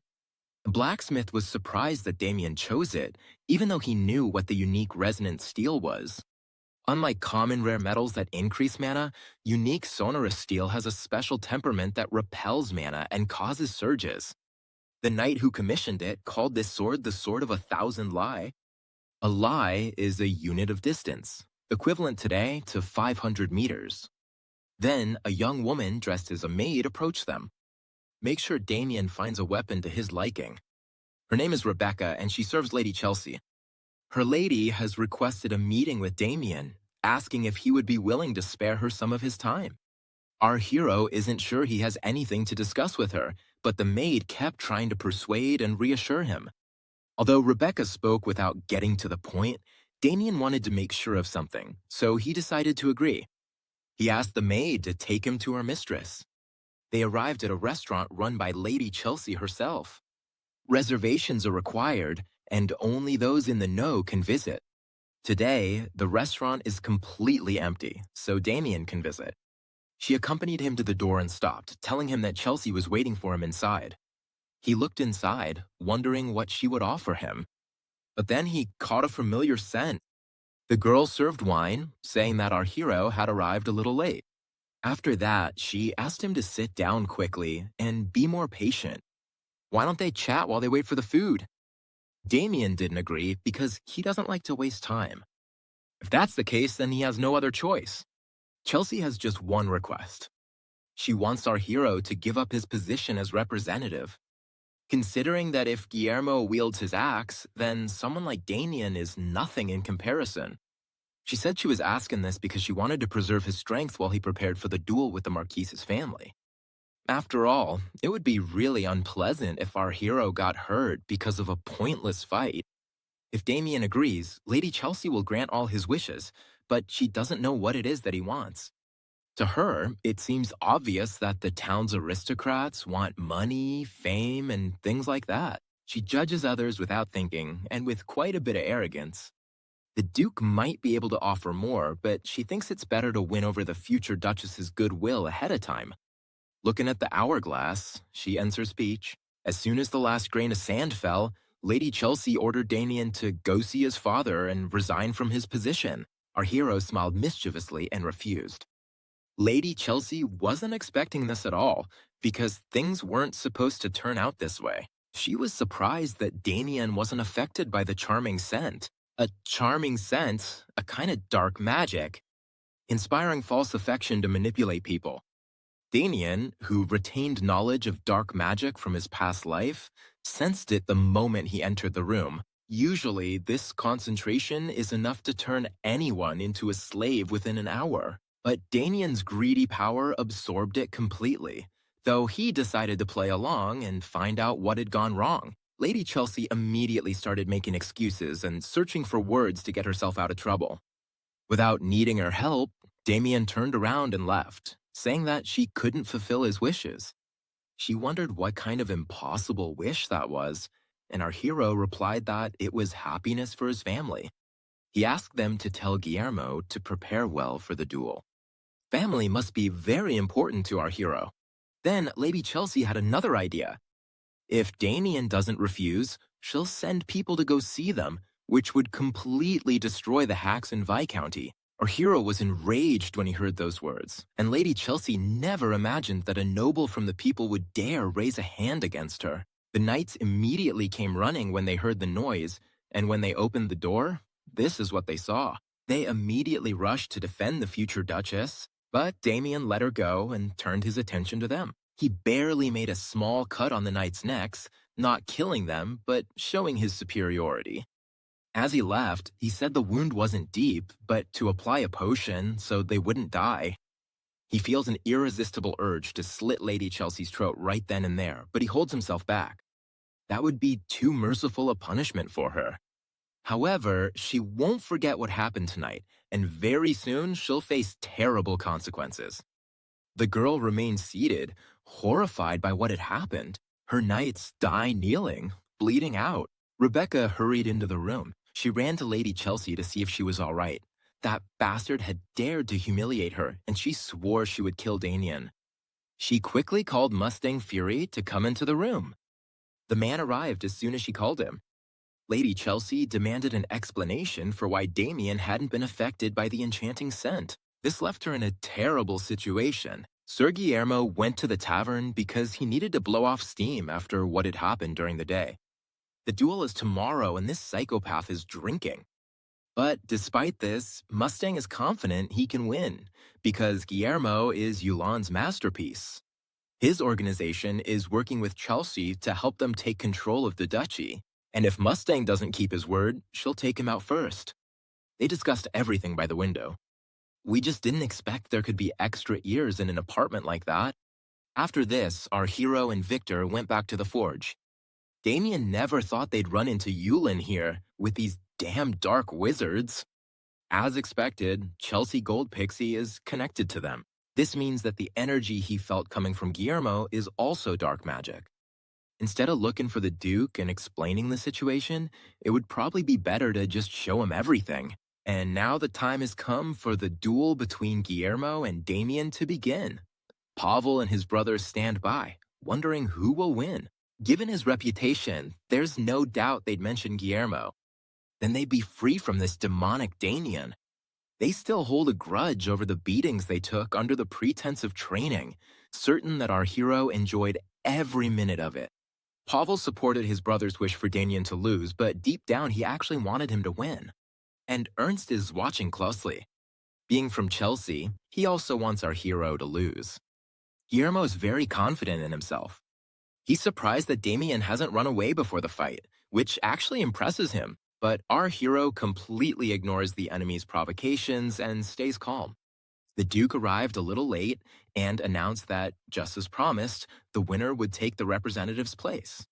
And he also expects everyone to accept the result with dignity. Even though Lady Chelsea is fully confident in her knight's victory, Adam Goldpixie raised his handkerchief to signal the start of the duel.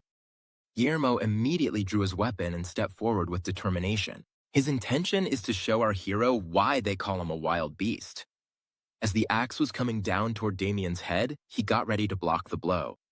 A magnificent sword he took from the forge will be a great help to him. When this sword releases mana, it resembles a whirlwind or a strong wind, depending on who wields it. This worried Lady Chelsea and Rebecca, but the Duke and the jail appreciated the mastery of such an unusual technique.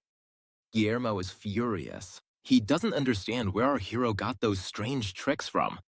The streams of water this sword emits can cover a large or small area. They attack like projectiles from a distance, and their force is no less than that of a solid blow. Once Guillermo's anger had subsided, our hero moved on to the next part of his plan. He created a vibration that made his opponent feel very sick. Then he vomited a large amount of black liquid, which could only mean one thing. The Duke didn't understand it right away, but his loyal knight knew exactly what that meant. Lady Chelsea was not expecting this turn of events at all. This could seriously disrupt her plans. Our hero revealed Guillermo's true nature. All this time, he was a fake knight. All the spectators of the duel are shocked by what they see. Guillermo enhanced his physical abilities with dark magic. The servants don't understand how this could have happened. If the church finds out about this, his whole family will be in serious trouble. Lord Damien already knew his true nature and apologized for not telling him sooner. But the reason he couldn't say anything was because he wanted to find out who the real criminal was. Adam Goldpixie was a little scared that there were criminals in his house. Our hero informed him that some dark mages had infiltrated his duchy, and the person connected to them is Lady Chelsea. This revelation horrified her. I tried to convince my father that I had nothing to do with it. However, he suspected it but didn't want to believe it. Now he can't deny what's right in front of his eyes. The Duke ordered the imprisonment of Chelsea and everyone involved, and for their true identities to be uncovered. Luckily, now it'll be easier to capture Guillermo. But Lady Chelsea wasn't about to give up and ordered her people to protect her. A fight broke out between her knights and the guards, so the Duke decided to send his best warrior to make sure everything ended quickly. No one present stands a chance against Gaul. However, Lady Chelsea's guards decided to hold out until the very end, but after experiencing such a high level, they realized they had nothing to fight back with. They promised to hold everyone there for at least a while until their mistress found a way to escape. Seeing their disobedience, Guile decided to draw his sword. Chelsea herself almost suffered the consequences of his blow. She lifted her head and saw that her guard was still standing, but then they were split in half right before her eyes. At that moment, she felt a tremendous horror. There's no way she can hide from prison. When she saw Ernst, she began to beg him to help her. He has known her since childhood and feels a great affection for her. Therefore, he couldn't just stand by and blocked Goal's path. As a middle-class knight, Ernst Horwitz made significant contributions to the growth of the ducal court, and Adam Gold Pixie values him highly. However, if he defends Lady Chelsea, jail will execute him on the spot. It was a very difficult decision for Ernst, but he can't resist the arrest since the lady committed a crime. As they took her away, she kept trying to call out to her father, but the Duke silenced her, calling her a despicable creature. Because of her actions, the whole family could face a terrible catastrophe. Adam emphasized that bringing her into this family was the biggest mistake of his life. Out of fear, she kept trying to prove her innocence, but by order of the Duke, the guards silenced her and led her away. After that, she stopped hiding her hatred. She used to hate her father a lot, but now Damien Hugson has also become her favorite target. For several days, the guards were interrogated in the dungeon, with brief breaks so they could recover from the torture. They were told that whenever they smelled a certain scent, they would simply fall in love with Lady Chelsea. Gaul is smart enough to understand what they're talking about. As expected, the Duke's daughter extended her influence at court with the help of dark wizards. However, he doesn't understand why she did that. At this moment, Chelsea's being held captive. She's certain that she's in this situation because of her father. She just wanted to be acknowledged, for her father to recognize her as his daughter. That was all she had ever wanted. But he always ignored her, always looked at her with cold eyes.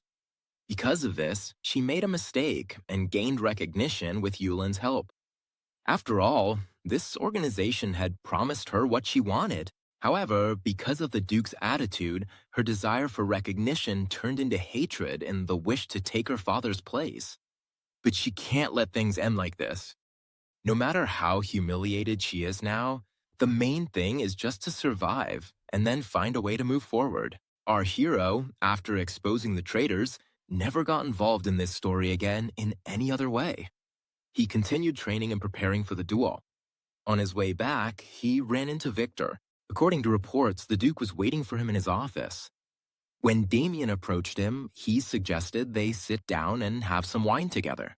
Although the Duke is one of the wealthiest men, the wine on his table isn't particularly expensive, but it's his favorite. The main thing isn't how much it costs, but how good it tastes. Adam suggested to Damien that he try an angel cheese from the Blanco region, which pairs wonderfully with the wine. As for Chelsea, they decided to accept the help of the Order. Unexpectedly, our hero thought the Duke would decide to conduct his own investigation. He's embarrassed, especially after Damien's help, but they lost all the dark mages. The Duke's men captured all of Chelsea's close aides, but none of them were dark mages. At that moment, our hero regretted not having intervened. Given the current situation, to avoid misunderstandings with the Order, Adam decided to leave the pursuit to them. And Chelsea didn't say a single word. Despite the cruel torture, she's strong. She wasn't always like this. It must be because of something in her past. In fact, Chelsea's mother was a simple country peasant. In his youth, the Duke left home with his knights and met her by chance.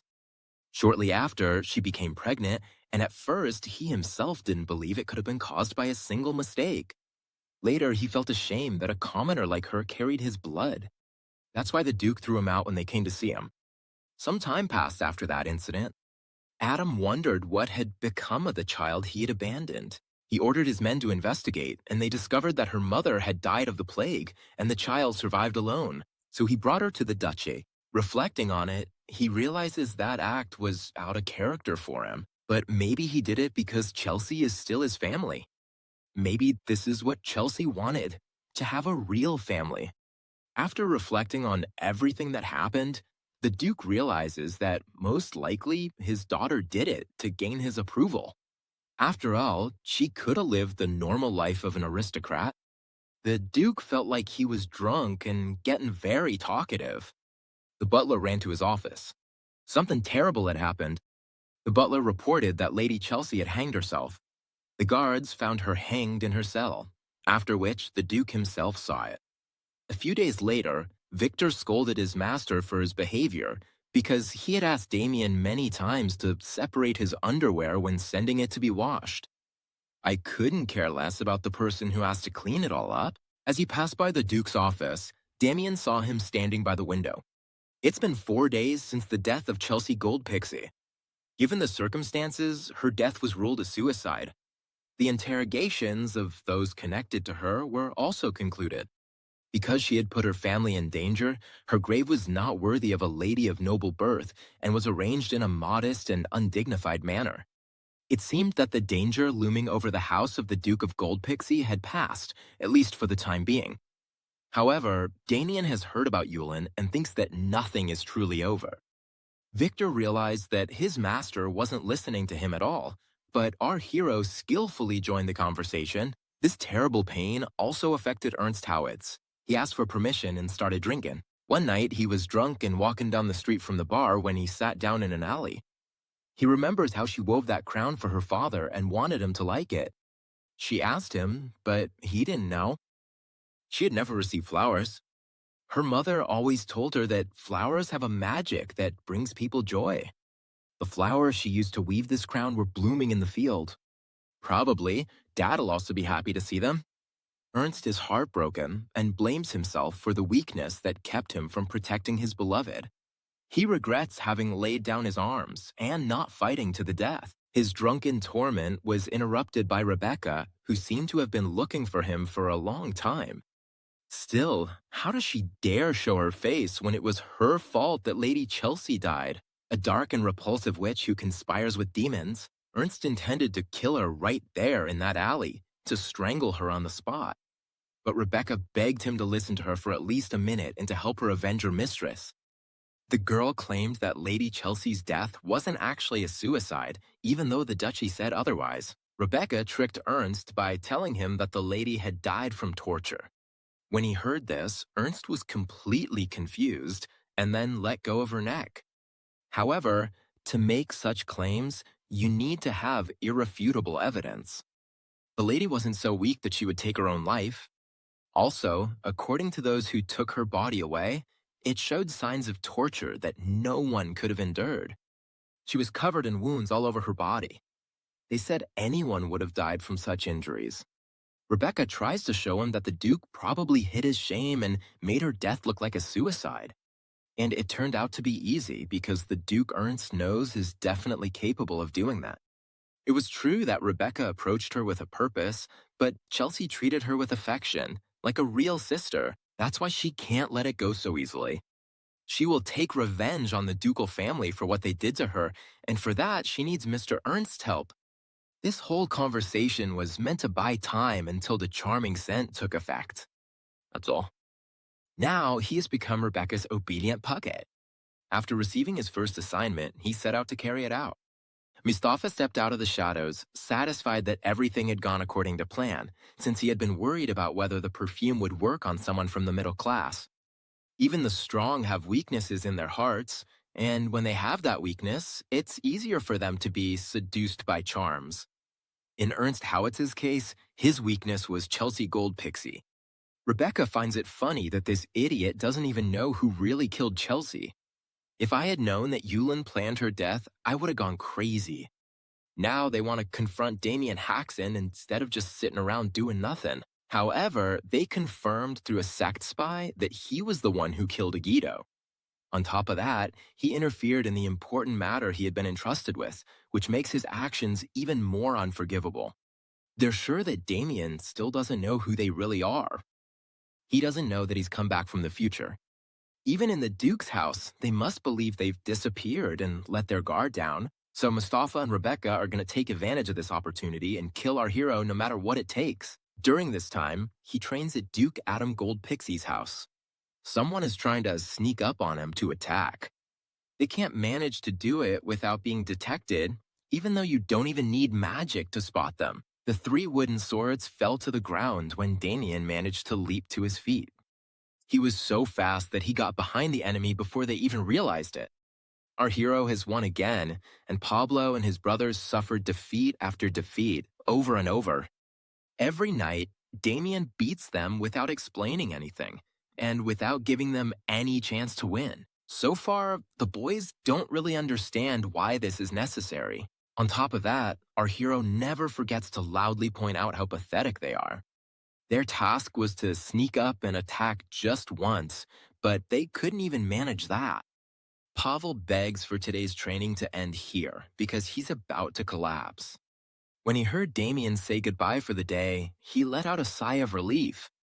All night long, he tormented them mercilessly, hit them from every direction, and drove them away. And knowing for sure that he would beat them up again, the end of training brought him great joy.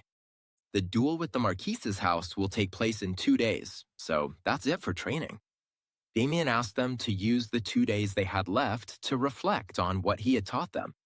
However, during all this time, our hero was basically just beating the guys up, so they have no idea what to think. Our hero didn't expect any of them to understand him. The reason he trained with them wasn't just for the physical training, there was another reason. But Pavel pleasantly surprised Damien. It seemed that, after all, one of the two might have actually understood him.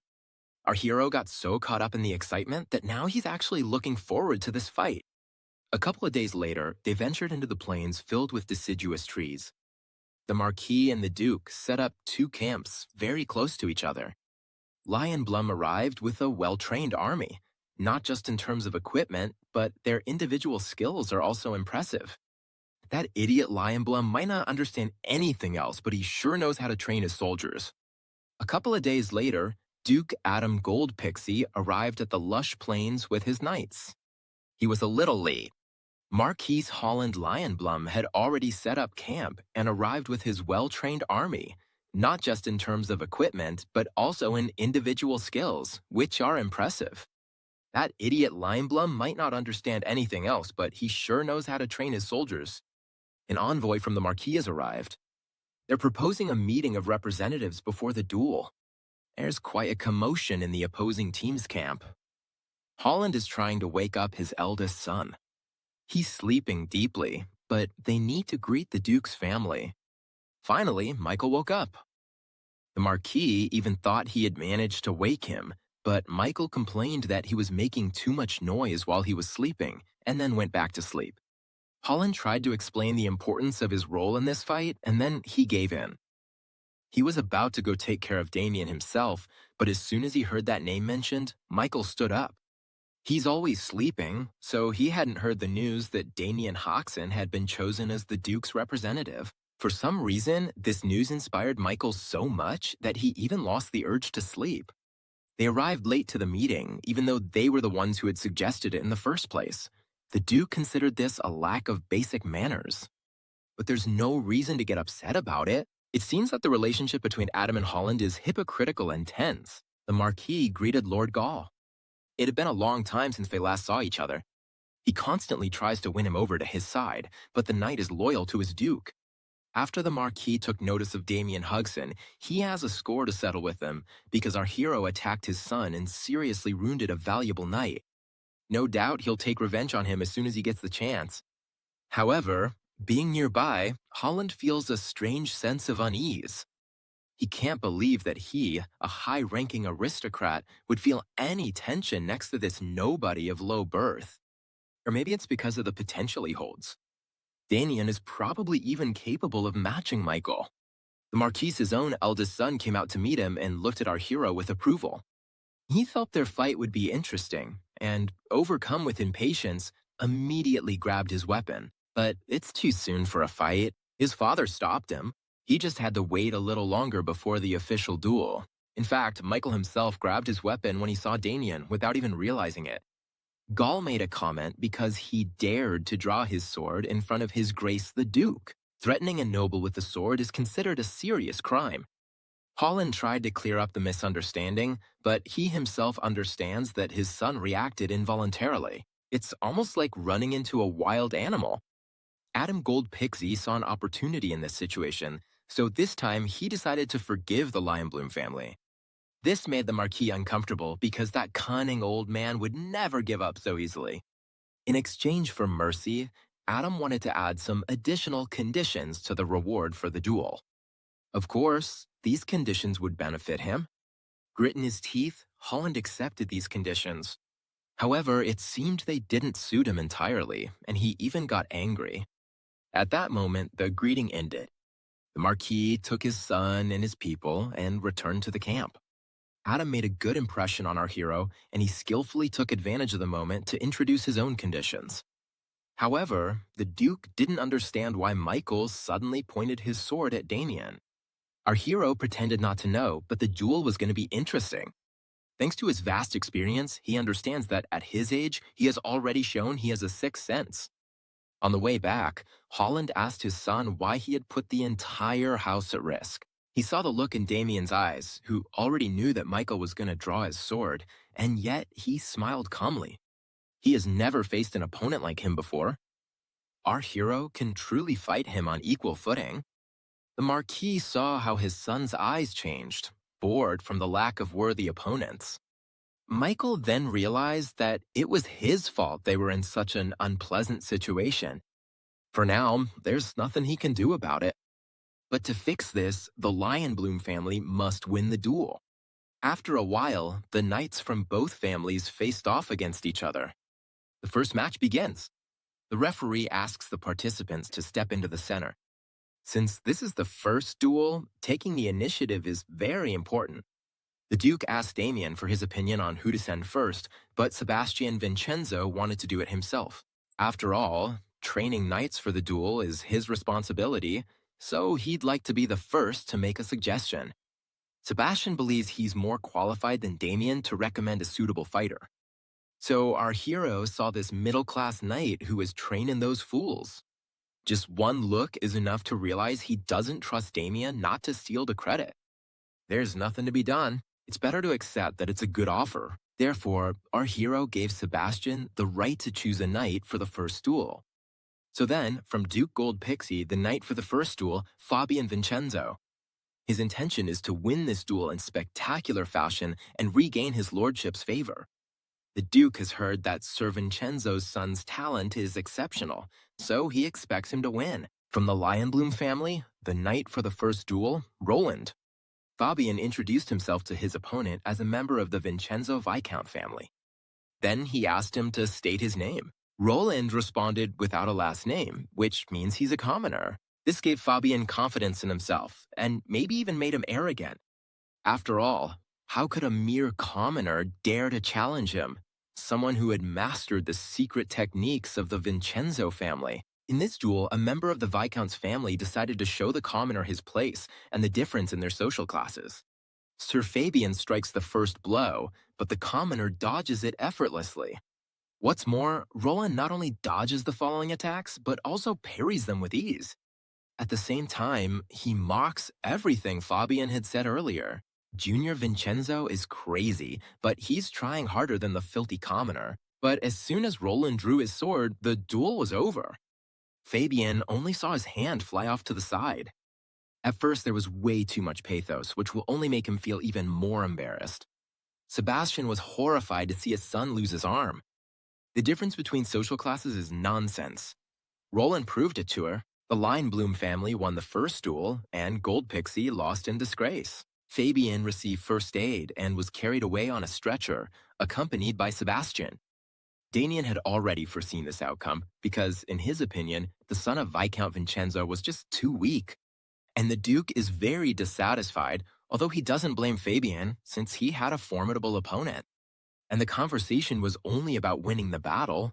It was possible not to cut off the hand. Adam suggested that Damien join the fight now since they had already lost one. However, if he goes out now and wins, and Michael shows up for the final match, then there won't be anyone left who can face him. But our hero already knows who will join the second battle.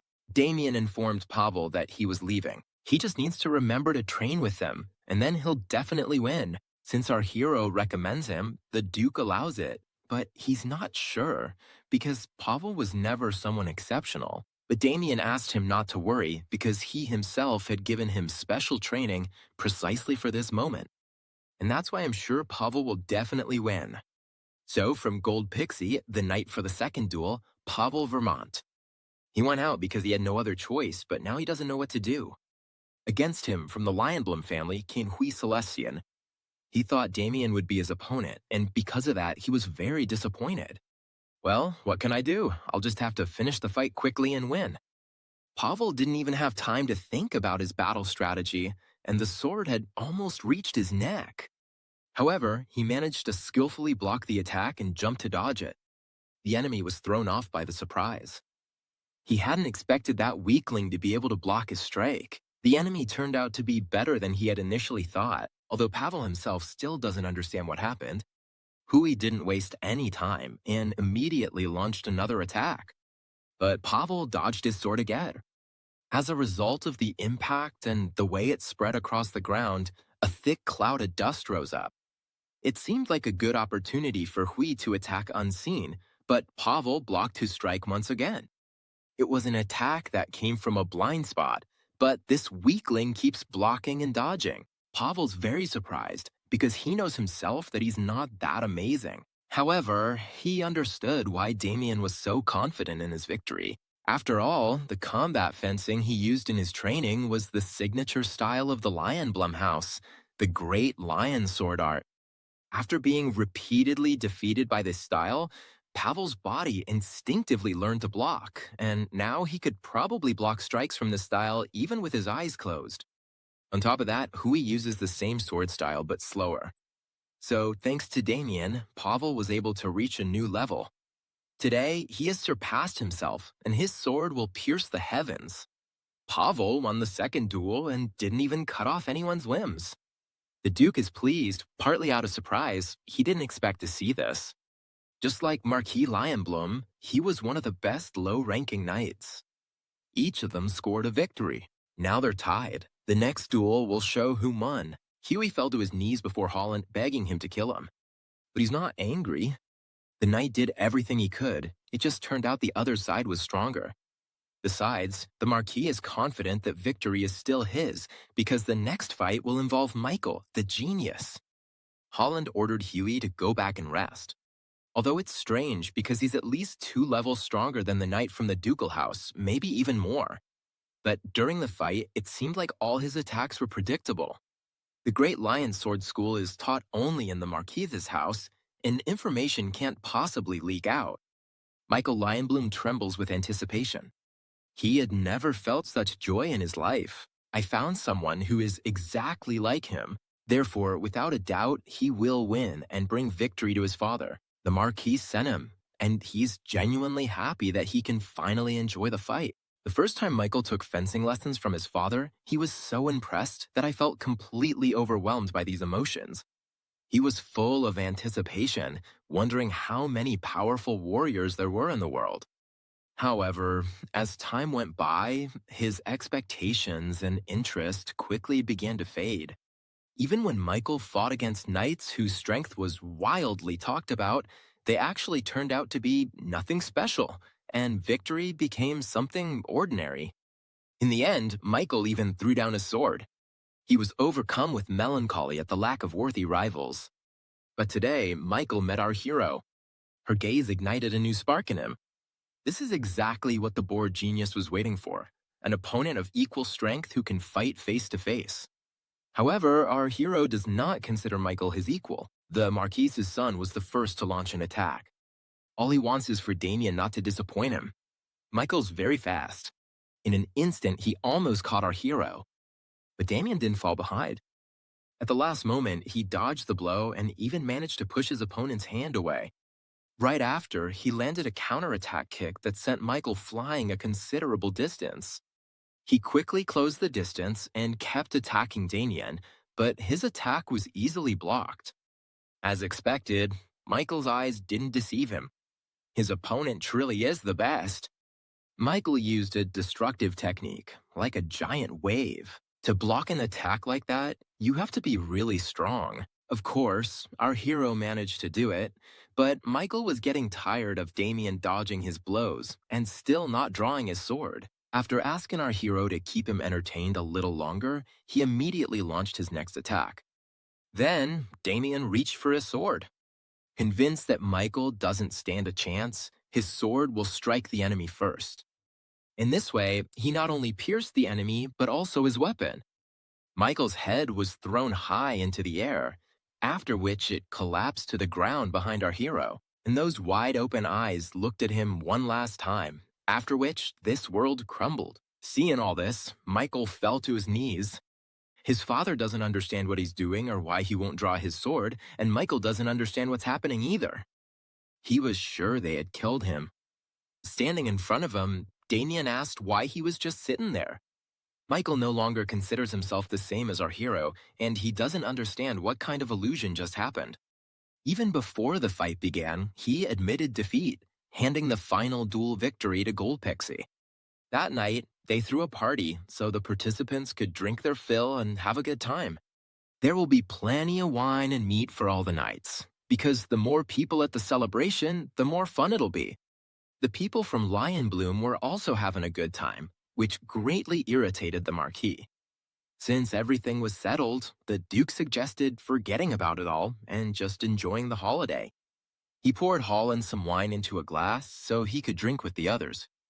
After all, as the winner, he will be served the first glass. However, Holland can't believe that Michael gave up without even drawing his sword, though he's not sure whether to consider it a failure or not. But Damien isn't particularly pleased that Adam invited people from the Marquis' household. At first glance, it seems hospitable and generous, but it's obvious that this banquet was organized to mock the defeated Marquis. In any case, our hero achieved his original goal.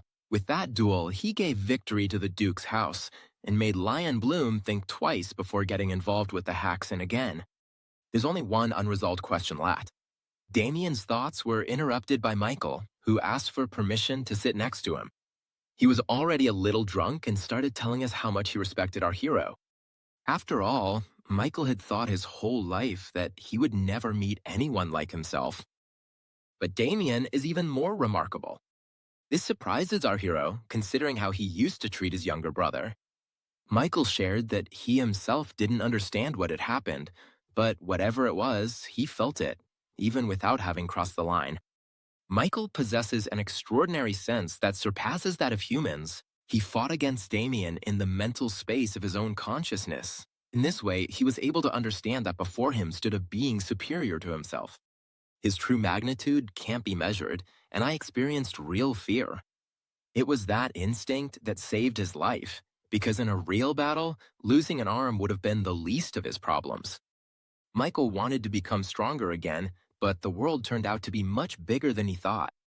Damien decided to give him some advice, because the world is truly vast and his talent is extraordinary but not unique. Within the Empire, our hero can name at least 3 people whose talent surpasses Michael's. So don't become conceited or arrogant. Don't think you've already become the best. Damien says this based on his own experience, because, in fact, he also came to believe he was the best, until he was defeated by a single man. Michael wondered if Sir Damien thought differently. But our hero, of course, is convinced that he is the best, because his conversation partner just said so. And with his advice, of course, he meant that one shouldn't rest until becoming as strong as Damien himself.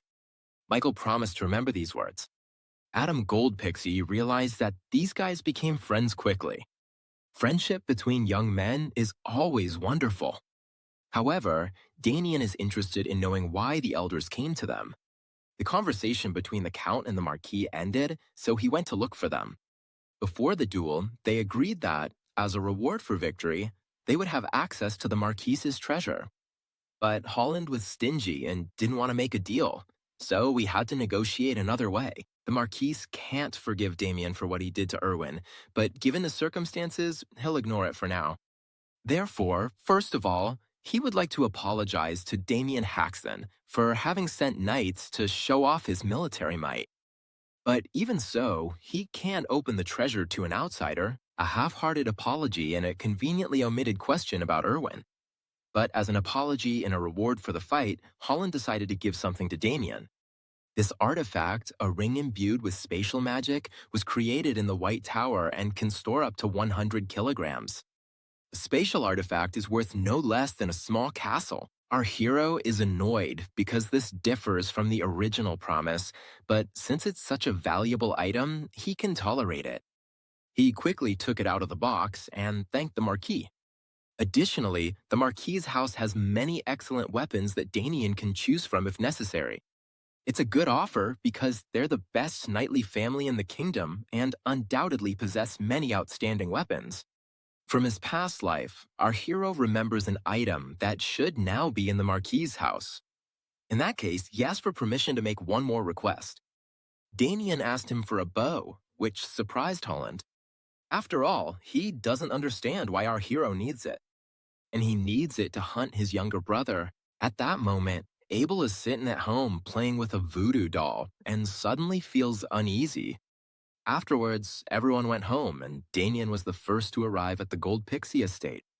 Dinner was being prepared for our hero, but he was already getting ready to go home. After all, he had been away for a long time, and it was about time he returned to his family. Adam won't be able to convince him if he insists so much, but he asked him to wait just one day while he gathered the knights who would accompany Damien.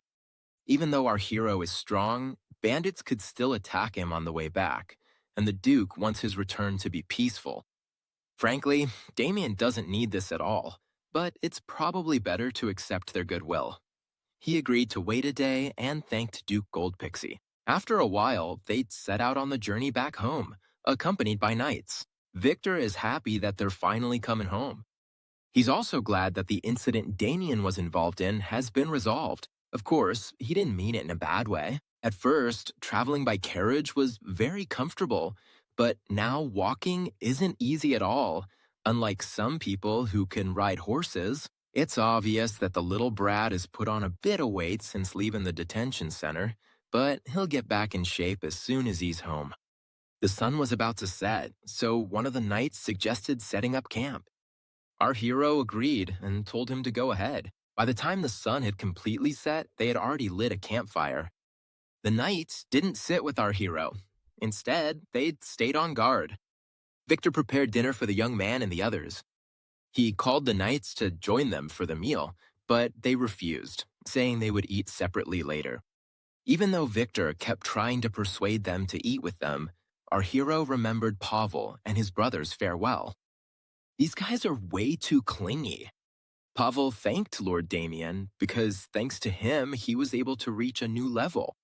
On top of that, he rendered a great service to the Duke. They promised they would never forget the lessons our hero taught them and that they would keep striving to move forward. The boys bowed and sincerely thanked him. Even though our hero can be pretty insensitive, he smiled at that moment. The knights flat out refused to leave their post, and it was a good thing because a noise was heard nearby. One of them quickly went to check the perimeter just in case, even though Damien doesn't think it's necessary.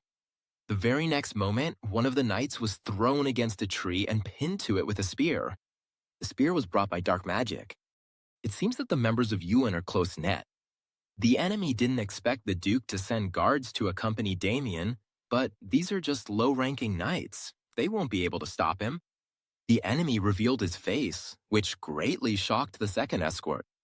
After all, this is one of Duke Gold Pixie's most respected knights, Sir Ernst Howitz. That's why he doesn't understand why Howitz is killing his own people. A couple more people emerged from the shadows, the dark mages Rebecca and Mustang. They spread the enchanting aroma for the benefit of everyone on Damien's side. There's no choice but to cut him down before things get out of hand. Rebecca told the guard she was feeling dizzy, after which he reached out his hands toward her, then spun around and dropped dead to the ground.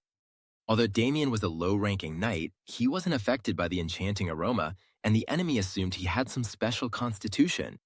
This only piqued their curiosity even more. Maybe they should kill him and then cut him open. Our hero is alone against two mages and a charmed knight, but the current situation doesn't scare him. Howitz is glad to have finally met Damien, but he wants to tear him apart and bring his soul to Lady Chelsea's grave, which is pretty ridiculous coming from someone who peed himself in fear in front of Lord Gaul.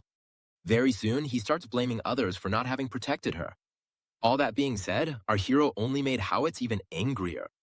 But Rebecca thinks that Lord Damien is too insensitive, and you can't torment a man who's wounded deep in his heart. Still, they don't understand where he gets so much confidence from, since it's 3 against 1.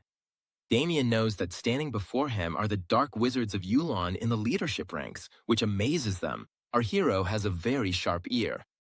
Howitz thinks his bravado is pointless. Today, he'll make sure Damien dies a painful death. However, our hero isn't alone against the 3 of them. He has another ally, the Duke. Adam Goldpixie sent another knight to follow him from a distance. A mid-level knight, Sebastian Vincenzo. Damien Haxon accepted the Duke's offer to accompany him. I thanked him and was about to leave, but Adam stopped him, saying he had one more favor to ask. The conversation shifted to Ernst Howitz, who had disappeared and also held a grudge against the ducal house and against Damien. It's reasonable to assume he might try to get revenge, just like the dark mages whose plans were foiled by our hero. The Duke is protected by Lord Gaul, but Damien isn't, so another experienced knight will be assigned to guard him. The other mid-ranking knights were busy. Sir Sebastian was the only one available.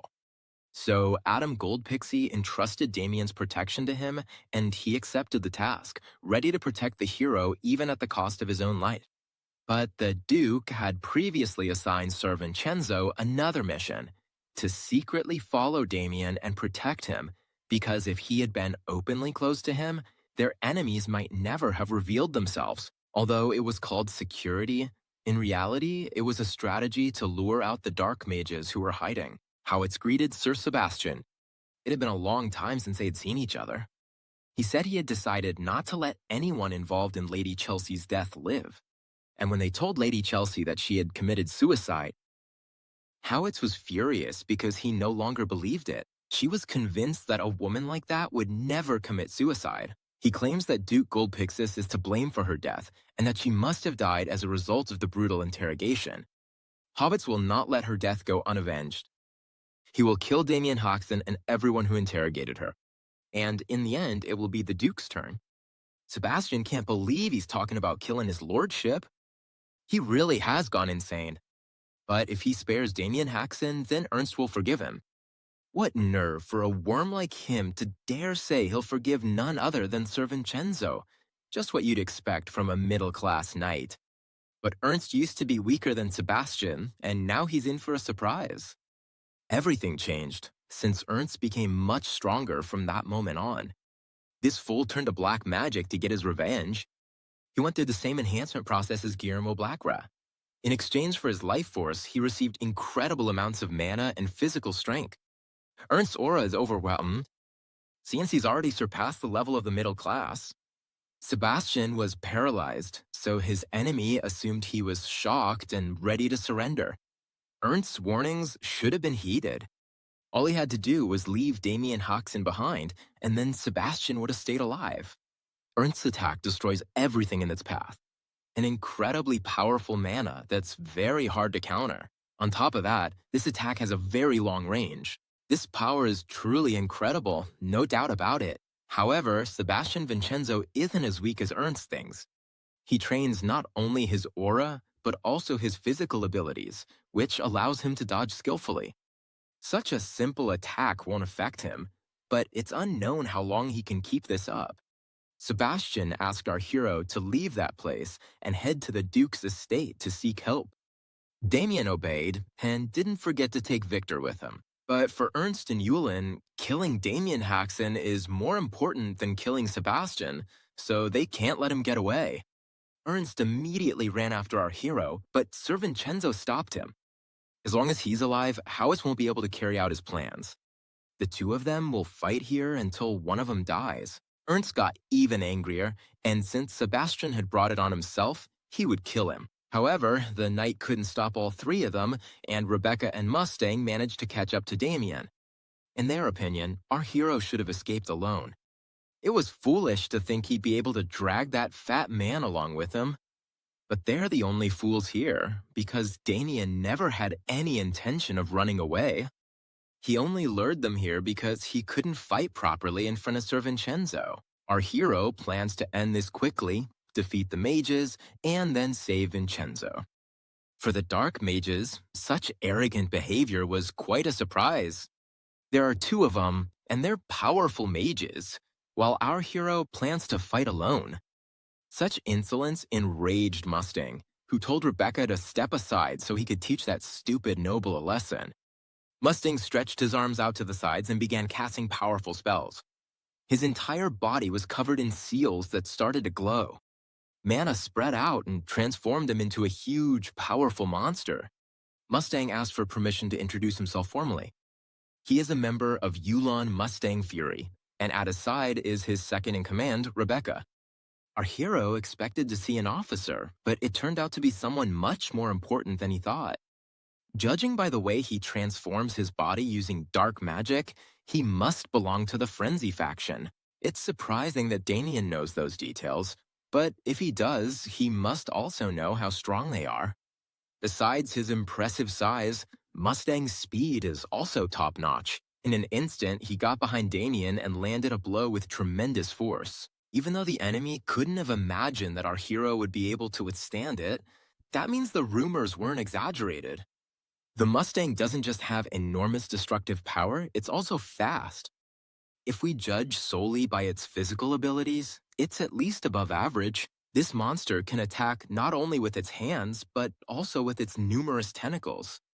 Our hero is able to dodge those attacks, but at one point he lost his footing when he slammed his back against a tree. The enemy then thought they had him trapped, but Damien managed to redirect Mustang's attack. Through the constant effort of consuming the elixir given by the Duke in training, our hero has finally reached the level where he can freely use countless skills. Mustang decided that what had happened was nothing more than a cheap trick. However, just like before, everyone who underestimated Damien paid the price. As soon as our hero drew his sword, Mustang was defeated. He cut off all his tentacles, as well as his head. But it turned out that Mustang has the ability to regenerate his body, even if he's split in half. This incredible regeneration is the power of dark mana. Our hero was worried that everything would end too quickly, but this is even better. It's a lot more fun to fight when you don't have to hold back. Meanwhile, Ernst Howitz is doing everything he can to crush Sebastian, but Sebastian skillfully dodges all his attacks. However, even Ernst noticed that Sebastian was having a really hard time. Even so, he respected him for holding out for so long. The knight is even embarrassed to receive such respect from a man who became stronger with the help of dark magic. It's painful to admit, but it's true, Sebastian. With his current strength, he won't be able to fight anymore. He could only pin his hopes on Damien, but behind him, a loud roar was heard. Our hero withstood this blow, and was also glad that his fight didn't end too quickly. He was even bolder than Mustang had thought. So he suggested to Damien that he try to dodge his next attack. The mage concentrated a large amount of dark mana into a very specific point. After that, he launched it toward Damien, but our hero used his sword's abilities to repel it and didn't even take a step back. This puzzled Mustang because his attack was truly powerful, and our hero overcame it without any difficulty, after which he started slicing him to pieces again. This doesn't scare the mage, because no matter how much Damien cuts him, he'll always recover. But our hero kept going and going. The huge corpse fell to the ground, but suddenly Mustang realized that his body wasn't recovering. Since the regeneration ability comes from dark magic, it can't be used indefinitely. Our hero doesn't know much about dark mages, but he believes that if you cut the enemy's throat, they'll die. Panicking, Mustang decided to ask Rebecca for help. Damien proved to be way too strong for him, so he hopes they can face this together. She cast a 7th circle dark magic spell, instant death. All around the world, only a few are capable of surviving something like that. Mustang and Rebecca celebrated their imminent victory with joy. However, our hero took advantage of the power of greed, after which death dissipated. The dark mages couldn't comprehend what they had just witnessed. That pathetic black magic was their last desperate attempt. Mustang dedicated his whole life to researching this black magic in Yulin. This secret technique can kill even a high-level enemy if all the conditions are met. It seems like Mustang really loves secret techniques. However, that magic is like a parasite that devours the soul and grows because of it. Damien thought of something funny. The very power they worship will end up killing them. Mustang was surprised to see our hero releasing black mana. After all, at their level, they've probably never seen anything like it. 9th circle dark magic, impenetrable darkness. Mustang dedicated his entire life to studying the secret technique of the 7th circle. And our hero, at such a young age, displayed the 9th. And impenetrable darkness swallowed up the dark mages, then shrank down and turned them into ground meat. As soon as Rebecca died, her spell broke and Victor regained consciousness. The remains of the enemies were scattered all over the area. Victor rubbed his cheeks, not understanding what was on his face. But all he did was smear blood everywhere. He thought she belonged to him, which scared him and made him collapse again. Damien calmed him down by telling him that she belonged to the Dark Mages, but he forgot to ask them about Dorgo. He didn't want to resort to that power, but there was no other choice, since Damien hadn't gotten any information from them while they were alive. The only thing left is to summon their souls and learn everything from them. Meanwhile, Sebastian Vincenzo is already close to defeat. He doesn't have the strength to dodge anymore, and Ernst is tossing him around from one side to the other. Sebastian refuses to admit defeat. He can barely stand and is just stalling for time, hoping Damien will bring help. Ernst gets ready to deliver the final blow, so his opponent can rest in peace. But our hero arrived just in time, praising the knight for his bravery. Ernst had already planned to find him and kill him, but the prey came right to the place of his own death. But if he takes one more step, he'll be a corpse. Since Ernst thinks Damien is weak, he can't understand where all that confidence is coming from and attacks him. But as soon as Damien squeezes one of the balls in his hand, his enemy freezes, unable to deliver the final blow with his spear. He doesn't understand what's happening or how to deal with it. Sebastian is really surprised that our hero was able to stop the enemy who almost killed him so easily. The dark mana leaves Ernst's body. At the same time, he loses both physical and vital strength, but even so, he doesn't give up on trying to kill our hero. However, his last gasps were useless. What our hero did before this was destroy the dark mage's soul. If the soul of the mage who was controlling the person is destroyed, then the spell they cast will also disappear. I just need to explain it to Sebastian, because he has a lot of questions. Our hero told him that he looked like Guillermo, apparently a side effect of the black magic leaking out. He believed it, but he was still curious about what had happened to the dark mages. Our hero helped the knight to his feet. First, they had to return to the Duke's estate, and on the way, Damien would tell him what happened. By morning, they were already in his office. Everything had gone just as the Duke had planned. He thanked Sir Sebastian for protecting Damien, as ordered. Even though everything turned out the opposite, our hero saved him. Then, Adam Goldpixie thanked Damien for saving his knight and getting rid of the dark mages. Our hero pretended it wasn't hard, since his level wasn't that high, and after his death, supposedly, Howitz's dark magic also dissipated. With our hero's help, the Duke managed to get rid of the villains who threatened his family. And now there's a chance that the souls of the people who suffered because of them might also be saved. Everything ended just as the Duke had planned, and now it's time for Damien to go home. Speaking of which, Adam once again asks our hero to stay a little longer. There's someone Damien definitely should meet. Agnes walked into the study. The Duke didn't know they already knew each other. Yeah, he definitely didn't want to see her at that moment. Our hero doesn't understand what that clingy thing is doing here. Agnes invited Damien to go out to the garden and chat. The Duke is very curious to know what's going on. He was surprised that such a young and fragile girl was actually an inquisitor. However, Adam had a feeling about something from the very beginning. He thinks the chemistry between those two is just electric. That's how it looks to people on the outside. But actually, Damien tells Agnes how he cut off the Dark Wizard's heads and regrets not having seen it with his own eyes. And Damien seems to have a long history with Dark Wizards. In fact, she volunteered for this expedition on behalf of the church as soon as she found out Damien was here. The question was whether our hero had figured out which group they belonged to before killing them. If he tells the truth, it could complicate things, so he said he didn't get any information. Actually, Agnes assumed they were from Yulin, but according to Damien's stories, they're very weak. Our hero decided to ask her why she was so insistent on searching for that group. Specifically, she's looking for a particular dark mage who was once connected to Yulin. He killed thousands of people and was known as the monster who played with corpses. Agnes is sure that Damien has already heard about this. No one knows his real name, but this strange nickname gained a sad reputation after an incident. One day, a noble's estate was completely overrun and turned into a den of the undead in just one night.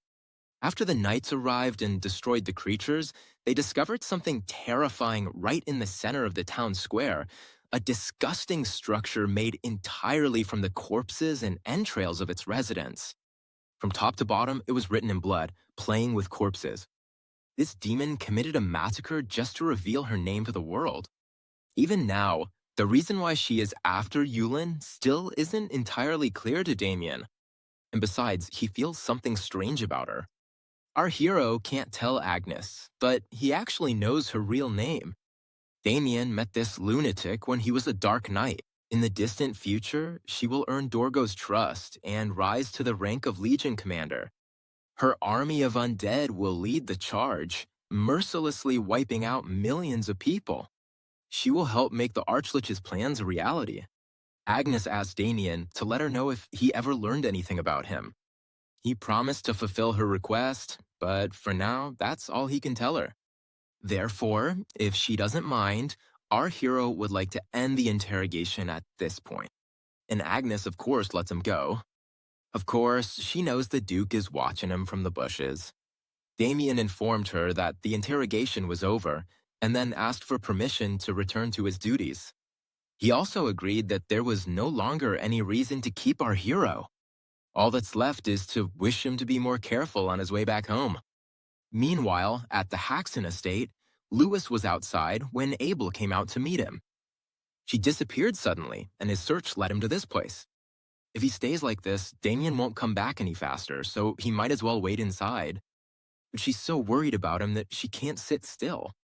Lewis thought he was a good kid for going alone to the Duke's estate, although Abel didn't agree with her. He thinks it's more likely that Damien would scare everyone else, not the other way around. As soon as Lewis said she wanted her brother to come back safe and sound, she saw a silhouette on the horizon that looked like him and Victor. As soon as Damien saw her, he waved his hand and shouted that he was back.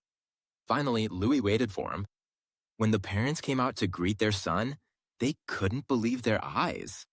The Duke gave Damien many valuable things before leaving. First, he wants to give something to his father. Our hero bought him books from the Duchy's bookstore, which were now popular in the capital. A new collection of poems by Lady Delphine and the latest novel by Viscount Dallac. And for Mom, expensive furniture made of cedar and rosewood. And he didn't forget about his sister either. He brought her a piano, handcrafted by none other than Master Barkley himself. The Duke had given it to him from his own collection. The soldiers accompanying him will help carry all these things inside. Abel, of course, wasn't expecting anything, but he also wanted to get something, just like everyone else. But Damien decided to make fun of him, pretending not to understand his feelings. Of course, Abel understands, but there's nothing he can do about his face. Our hero took advantage of the spatial storage pocket where he can keep things and carry them with him. As for the gift for his younger brother, Damien picked it out especially for him. Lady Copperhead will surely be delighted if you give her this. Since his younger brother is getting married, as the older brother, he should help out. Abel feels embarrassed and insecure because Lady Olivia doesn't even know who he is. But when Damien was at the Duke's estate, he heard that a combat tournament would soon be held to celebrate the lady's birthday. Abel will take part in this tournament, using the opportunity to get closer to her. But this competition is for knights to show off their swordsmanship, something Abel doesn't have to worry about, because Damien will take his place. A few days later, in the small town of Rivercross, everyone is already talking about the tournament being organized by the Copperhead family. The prize is huge, not to mention you can win the lady's blessing. One of the men also thought about entering, but his friend convinced him not to. Someone not skinny would be turned to dust right away. There are also rumors going around that the eldest son of Viscount Haxon will take part in the event. The people at the next table overheard Damien's name, and also stories about how he defeated the heir of Lionblum without even drawing his sword. And people also praise his looks a lot. The girl burst out laughing, which drew the attention of those around her. She asked her friend Jackson if he had heard all that nonsense. He also thinks this is some kind of joke. However, the guy who was chatting about it decided they were laughing at him for saying he was just as handsome. The girl tried to explain that they weren't talking about him, but about Damien Haxon. It turned out that Jackson is a very jealous person who reacts even to a simple greeting as if it were someone flirting with his fiancée. And so, the most handsome gentleman in Rivercross became a little less attractive and a little crippled. No one dares to flirt with Jackson Cutter's fiancée. The others aren't going to ignore such an insult. These arrogant idiots don't even seem to understand who is standing in front of them. They'll pay for this. While Jackson deals with them, his fiancée is bored. But finally, it's all over. Jackson approached one of the beaten men again to ask if he had finally realized who was standing in front of him. When he didn't get an answer, he punched him in the face again.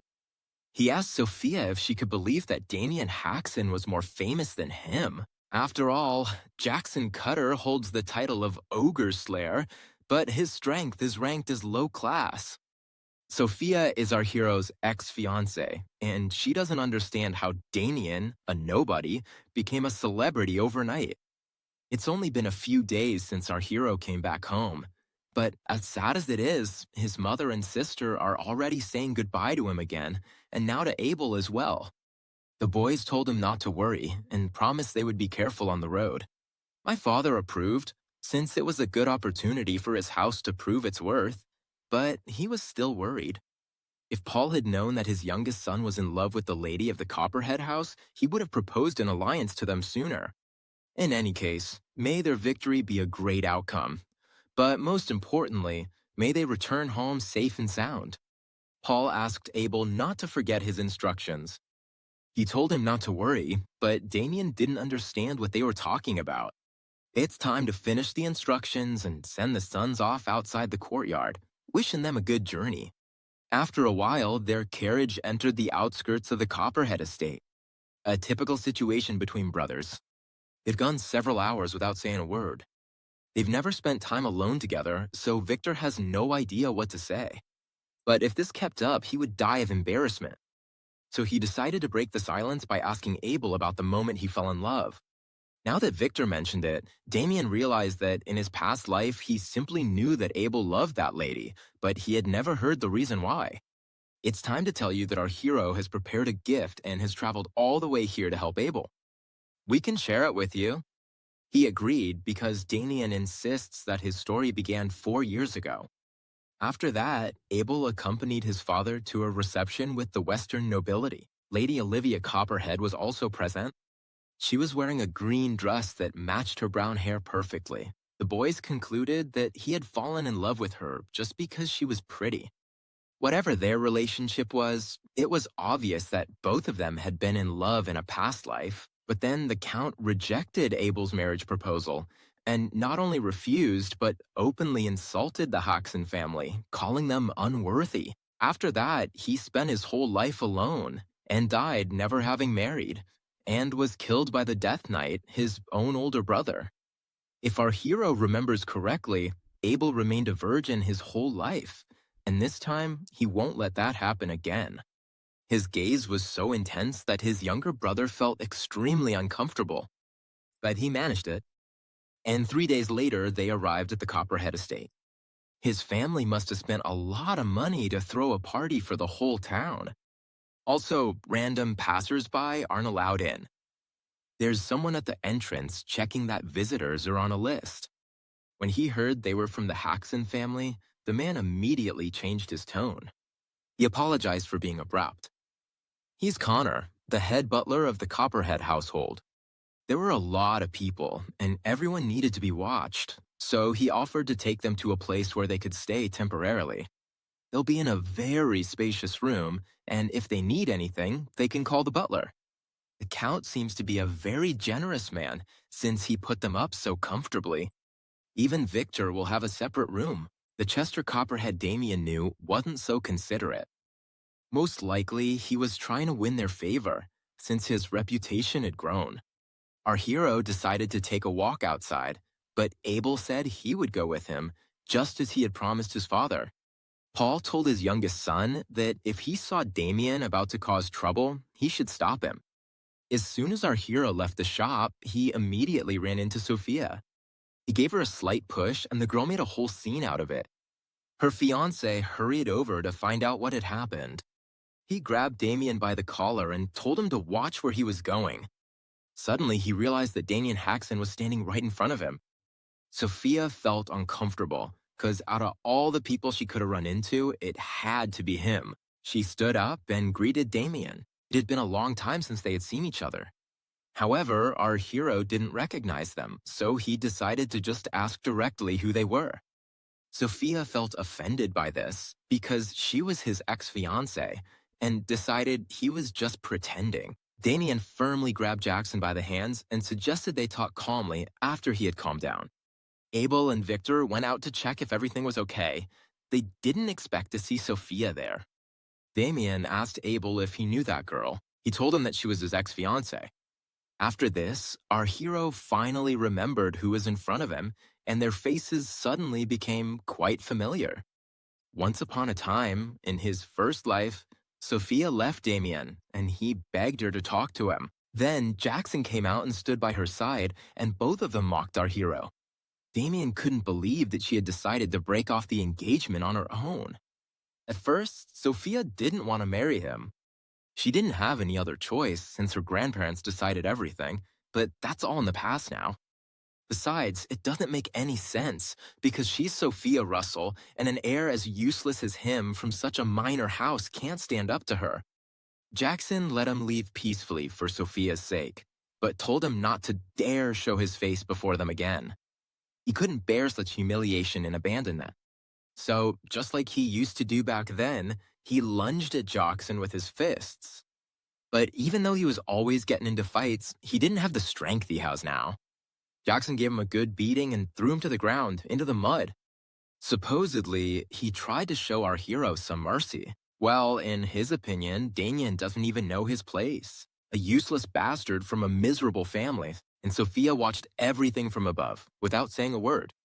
It was raining that day too, when they beat him up and threw him out. Even though a lot of time had passed, remembering that story from the past made our hero feel a strong anger. They assumed Damien still felt ashamed about what happened back then, so he pretended to be cold. Jackson didn't think they'd ever see each other again, but for some reason, he thinks it's cool. Damien immediately realized that the whole setup was a sham, and that those fools wanted to teach him another important lesson. However, our hero isn't as emotional as he used to be. He doesn't try to prove anything and just shook your hand, but if he wants to teach you a lesson, he'll do it another way. As soon as Jackson took Damien's hand, he immediately decided he had fallen in love with it. But as soon as he moved, our hero took him down. They wanted to humiliate him, but now Jackson is kissing the floor, and Sophia is shocked and scared. Our hero still wanted to kill him. So thanks to this bastard for giving me a reason. Jackson gathered all his strength and stood up abruptly. Right after, he immediately grabbed the sword. He wanted to kill Damien right then and there for such humiliation. But our hero turned it all into a joke, saying that whoever got a nosebleed first would lose. A man approached Jackson and asked him to stop immediately. It's incredible that such a useless guy became so strong in such a short time. This man has good energy. At least he belongs to the middle class and seems to know Damien. He's interested in seeing how far our hero has come. If Jackson was done acting like a fool, then it was time for them to head back. He wanted to complain that that weirdo had hit him in the face, but he quickly shut up in front of his master. The man told him to stop talking nonsense and to follow him. Jackson was angry, but there was nothing he could do. He had to put away his sword and say goodbye. Our hero didn't understand what was wrong with them or why they were just leaving. This man is Jax Noir, and soon you'll meet Damien Haxon. Our hero has a poor memory when it comes to someone with that name, but he senses that something interesting is about to begin. Once they were home, Jackson started asking Jax why he had stopped him, since he could have easily finished off that bastard. But he didn't get an answer to his question. Jax just grabbed him by the neck. He told him not to make any noise and to keep quiet while they were there. All Jackson can do is apologize, and Jax calls him an idiot. After all, if he hadn't put a stop to all this drama, Jackson would already be dead at the hands of Damien Haxon. But he didn't believe him, thinking that such a thing was impossible. Jax repeated that it was true, that he didn't know what that kid had been through, but his strength was already far greater than Jackson's. If they ever ran into each other again, he told his protege not to even think about starting a fight. His only goal is to win the martial arts tournament. Even though Jackson finds it strange to have to win Olivia's favor while being engaged to Sophia, winning the tournament and starting a relationship with Lady Olivia are the key conditions for Jax's wish to come true. He rises to the rank of true master. Jackson should simply focus on preparing for the tournament while his master goes to gather information about Copperhead and the other participants. As soon as Jax Noir left, Sophia immediately ran to her lover. She quickly noticed a mark on his neck, but Jackson said everything was fine. Damn, old man, if he demands something, he could at least explain it properly, because he doesn't understand. How is victory related to becoming a master? Once he surpasses the rank of mid-level knight, he'll kill that bastard himself. Later, the townspeople gathered in the tournament arena. Damien Haxon's already well known by many. His appearance is just as repulsive as the rumors say. The Earl of Chester Copperhead announced that today his daughter's birthday is being celebrated with this grand event. He expressed his gratitude to all the distinguished guests for attending. Abel beamed the moment he saw his beloved. The daughter of Earl Copperhead, Olivia Copperhead, stood next to her father. Here in this very arena, the bravest knights from the western kingdom of Apple have gathered. The winner will gain fame throughout the land, along with a reward worthy of that fame. The tournament will last 2 days and will be divided into team and individual matches. There will also be healers available so that participants can show their full strength without worrying about getting injured. The first duel will begin in 2 hours, and the Count is eager to witness the bravery of the knights. Our hero said goodbye to Abel and Victor, telling them they would see each other a little later. This event was organized for Olivia, so her father asked her to at least try to look a little happier. However, their girl is upset. She never asked for anything like this. All of this is organized solely to show off her family's prestige. But even if she's not interested, the guests will no doubt applaud when the competition begins. The time has come for the first event, Team Battle, Monster Hunt. The crowd shouts the names of their idols. Even Damien has his own fans. Out of everyone, Jackson chose our hero for his team. However, the first activity, the Monster Hunt, is perfect for him. He'll make sure everyone around him remembers his name. And finally, the bars of the pen are raised. The finest monsters were chosen for the knights. Many of the participants were already terrified just seeing them. They decided to scatter and avoid direct combat. Jackson also took a step back, but Damien didn't even blink, even when, right before his eyes, a huge monster crushed one of the participants. Our hero wasn't expecting this in the competition. It seems that Count Chester Copperhead has a rather dangerous hobby. He gathered monsters that even the middle class would have trouble fighting one-on-one. Low-class knights only have a chance if they work together. However, no one had time to come up with a strategy or choose a leader. So, as soon as the monsters appeared, chaos broke out, which has already cost some their lives. Blood flew so far that it splattered onto the spectators. A lot of people came here to watch the competition, but they weren't prepared for such a bloody arena. Not even Lady Olivia approves of such a spectacle. However, the Count believes that a true knight shouldn't have died so easily, although this way the troll will weed out the weak among the participants. But once the initial shock passed, the crowd started shouting words of encouragement again. After all, spectators always want something exciting and thrilling, and the more exciting it is, the better, because someone else is risking their life for entertainment while they're safe. Jack then struck the troll several times in different parts of its body, but its regeneration is incredible. An attack at this level is completely insufficient. While everyone else is busy with their tasks, our hero remains motionless in the same spot. But now it's clear why they were forced to sign a strange liability waiver before the start, which said they wouldn't be blamed even if someone died. Even Jackson would be at a disadvantage facing this monster one-on-one. But if he has a partner to back him up, there will be more than enough chances to win. But even those who didn't die at the beginning can't get close to the monster. The troll keeps defending itself from all kinds of attacks. The knights try to attack it all at once, attempting to inflict enough wounds to at least temporarily immobilize it while it regenerates, and then, to finish it off, cut off the monster's head. However, the troll isn't that weak. It caught the knight in midair with its huge hand. After that, it crushed him like a mosquito. But Jackson didn't back down and decided that now was the best moment for him. He managed to get close and cut off its enormous head. Sophia, like the rest of the spectators, admires his bravery. This made Jackson frown even more, thinking that he is the one who will become the strongest knight. However, a second troll appeared behind him, and he realized it as soon as all the spectators fell silent. Somehow, he managed to set up some kind of protection, thanks to which he was able to survive. He became so arrogant that he completely forgot about the second one. Damien resigned himself to the fact that even if that was the Count's stupid pastime, at the very least he would have to play along convincingly. Jackson watches as our hero goes after the troll alone. Considering he's a complete idiot and is trying to ruin himself, the monster didn't make him wait and immediately attacked Damien. But our hero used the secret art of the all-seeing gaze and changed the trajectory of the blow. After that, he raised his arm behind his back and jumped with a sword. Then he used the secret art of bloody death. This victory was quick and spectacular, which makes our hero stand out from the crowd. Jackson is shocked by what he sees. He can't believe this is the man he humiliated before.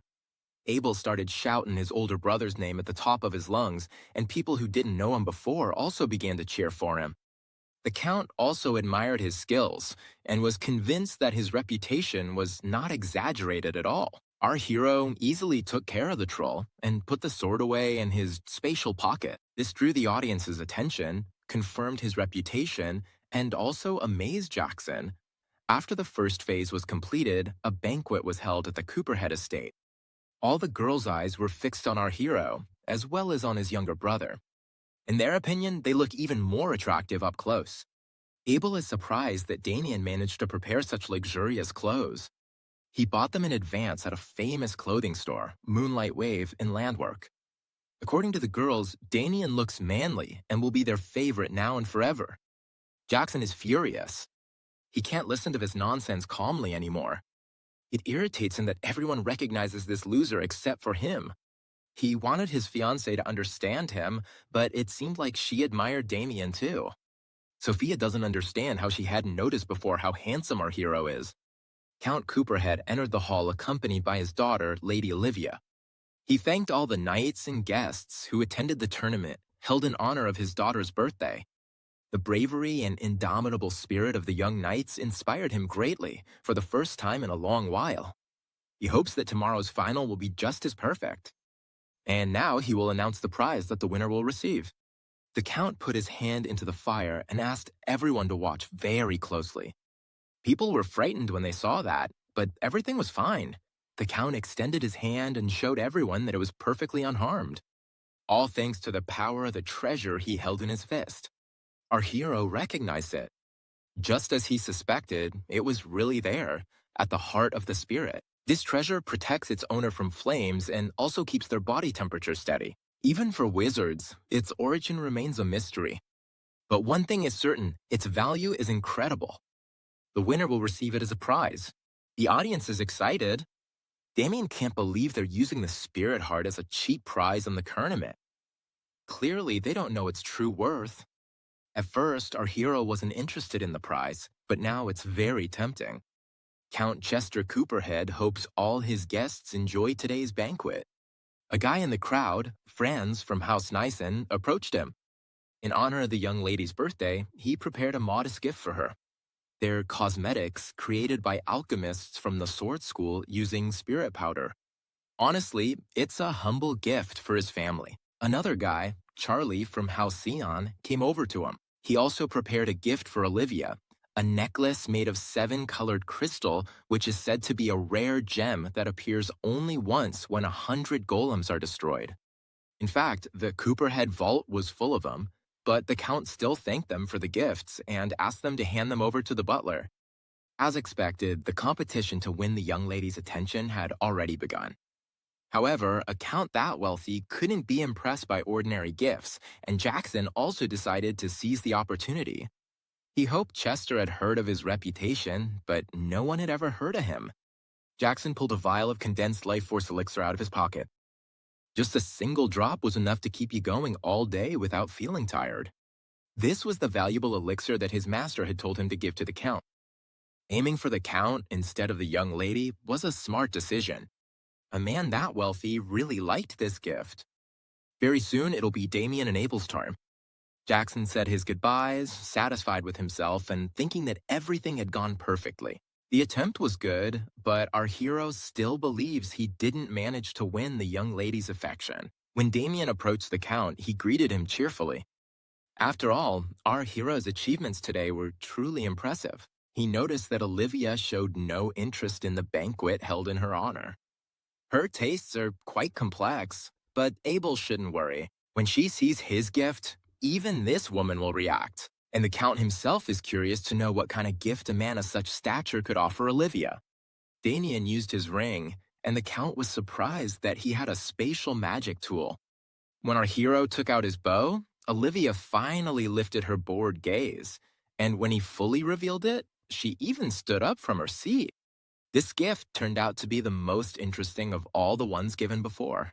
Even though other people don't understand its value, it looks like an ordinary, low-quality bow. And the Count himself was surprised. He was giving something so unimpressive that he thought his daughter definitely wouldn't like it. However, she was very happy. To her, that bow was the most wonderful thing in the world. This is exactly the reaction our hero was hoping for. He asked Abel to make this bow for the young lady. The information that her hobby is hunting turned out to be true. To win someone over, you need to really understand their needs. When Olivia took it in her hands, she appreciated how incredibly flexible it was, and also what he had done with the Minotaur horn. Our hero told her that it wasn't made from just any Minotaur horn, but from the horn of their leader. Jackson is surprised, because this is the monster that the middle-class knights are afraid to face in a one-on-one duel. The name of the craftsman, Augustus, is also engraved on it. Even the Count was surprised when he heard that name. Our hero confirmed the origin of the bow. The equipment made by August is extremely valuable, since he's the best blacksmith in the Apple Kingdom.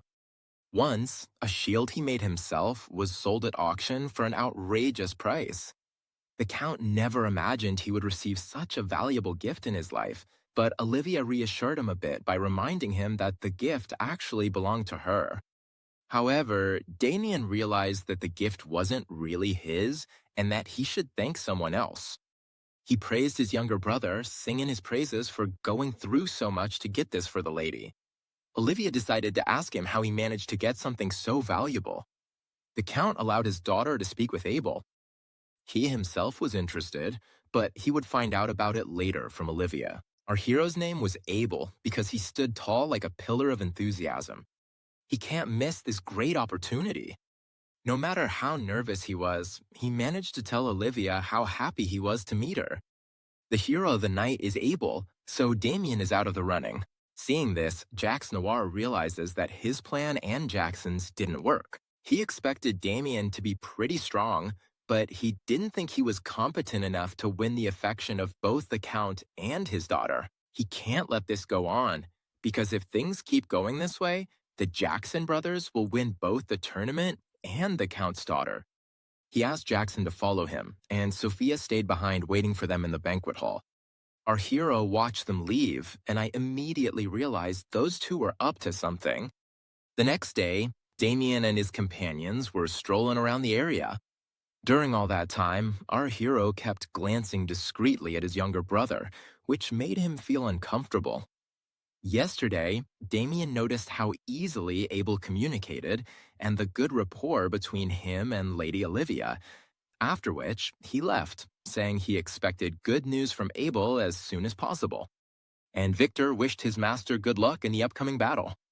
Abel decided to thank his older brother for giving him this opportunity, but he decided to play a prank because in front of him was a stranger who had left his little brother somewhere. Although all of this was to be expected because it's only natural for a brother to look out for a sibling. The only thing he can do is try his best to get along with Lady Olivia. The second day of the tournament will feature individual matches. Our hero proves to be as awesome as ever. None of his opponents were able to land a single hit on him. Abel and Victor cheer him on at the top of their lungs. At the end of the tournament's second match, our hero makes it to the finals. In the stands, a rather reserved woman unexpectedly approached Abel. It turned out to be Lady Olivia, but it's strange that she's here. Olivia snuck in here to warn about the danger. She found out last night.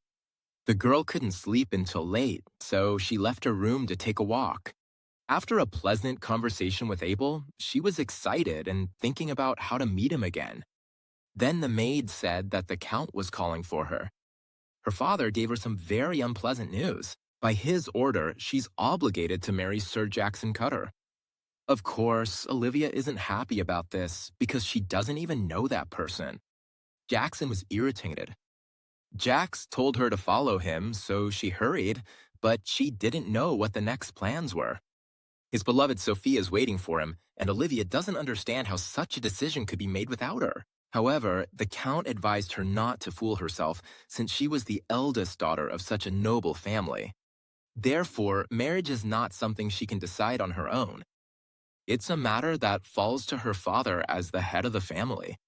And, of course, the basis for such a decision is the benefit her household can gain from this marriage. Sir Jax, a man from the middle class, promised that upon this marriage, he would support her household. Among the great nobles of the past, the only houses whose main forces included members of the middle class were Gold Pixie and Lion Bloom. Just those two. If this marriage goes through, their house, like those, will gain a powerful fighting force. Additionally, Jax promised to pass down weapon techniques and mana cultivation methods to the Duke's house, techniques that the knights of his own house could use, but that he hadn't even taught to his own student. Olivia's disappointed that she's going to be sold off for the benefit of the house. These terms are satisfactory to Chester, but there's still a small problem.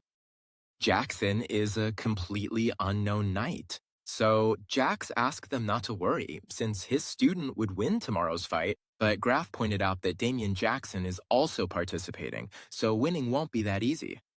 Jax is confident he can pull it off, but he'll need the Count's help. It's simple, he just needs to not interfere, even if Damien Jackson dies. Olivia tried to protest, but it seemed like no one was listening to her. The Count gave his consent without asking any more questions. So the girl decided to slip away quietly and at least try to warn someone.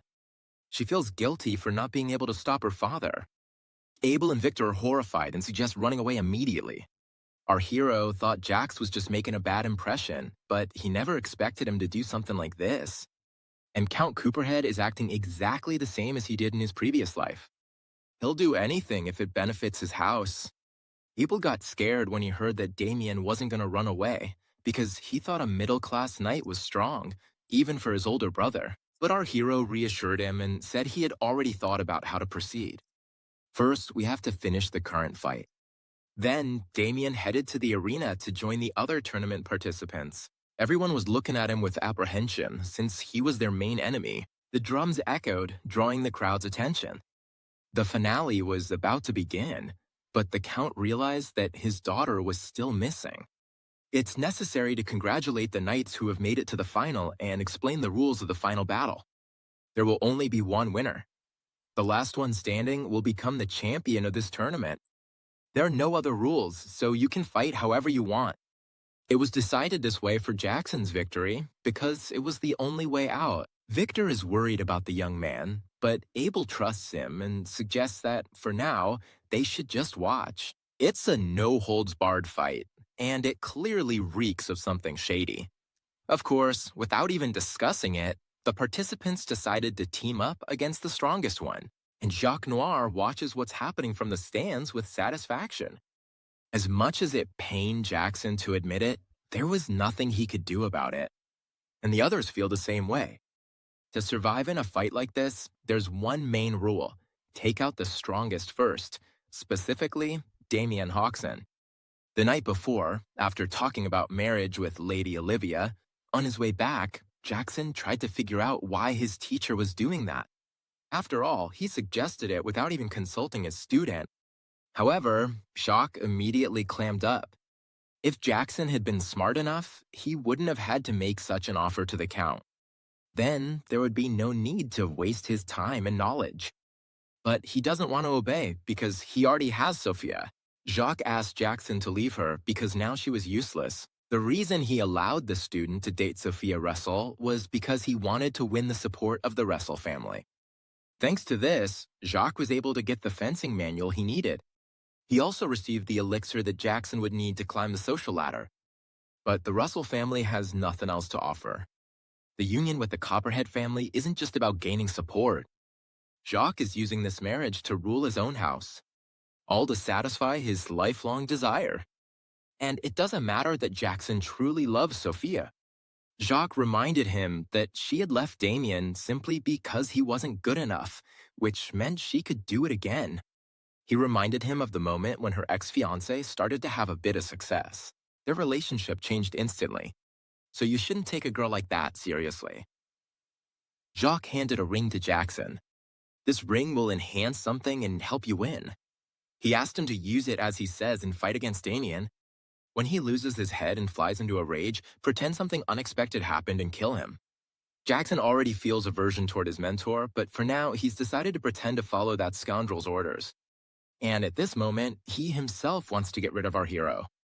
Sophia actively supports her lover during the fight. Jackson intends to kill Damien today and show her that he's much more suitable for her. But when all the participants attacked our hero at once, he dodged their blows without even taking his hands out of his pockets. One of the knights tried to attack him from behind, but our hero skillfully dodged without even turning around. Damien fights his opponents as if he were playing a game. In this way, he demonstrated his superiority to the entire crowd. At this moment, Victor and Abel are actively supporting him. Our hero realized that the other participants wanted to overwhelm him with their numbers and somehow get out of trouble. But so far, they haven't had much success. Jackson is surprised that Damien is fighting against several low-ranking knights without even drawing his sword. Then he realized that our hero had surpassed the lower class. The participants tried to attack him again. They attack in the middle of a crowd and at the same time talk about the honor of the house and glory, which is pretty funny. But Damien can handle this too because he has a secret technique, the all-encompassing gaze. Thanks to this, he'll be able to block all attacks from any direction. The two knights who attacked him ended up disarmed. After all, everyone signed an agreement before participating. So they should just consider their encounter with our hero an accident. Abel was so proud that he even started telling his neighbors that was his brother. Count Copperhead and Jacques Noir realized that their plan might fail. It looks like Jackson has been left alone with our hero. He asked Damien to stop showing off, and meanwhile, took the stone from his ring. Our hero realized that his opponent had put it in his mouth. Immediately afterward, his body filled with mana, which spread toward the bodies lying on the ground. Our hero never expected to see anything like this at the tournament organized by the Count. Now Jackson is confident in his victory, and Damien is shocked by the evil taking place here. This is what's called a mana frenzy, a phenomenon where the mana inside the body escapes the owner's control and starts moving chaotically. In this case, not only is there a significant loss of mana, but the body can also suffer serious damage, leaving the victim disabled. This is the trump card Jackson received from his teacher, an object that causes a surge of mana in anyone nearby. He's sure that now Damien will have to crawl on the ground like the devil. However, our hero just laughed in his face. He called Jackson and his teacher complete nonsense. After all, our hero was expecting something like this, but that was all they could come up with. They also resorted to black magic, although Jackson seemed unaware of it. Our hero said he was really sorry, but those things don't affect him. Jan's confused too. He doesn't understand why the power of the ring didn't work on him. Apparently, the mana surge didn't affect Damien at all. Damien had already realized that Jacques Noir had teamed up with the Count to get rid of him and was using his student to do it.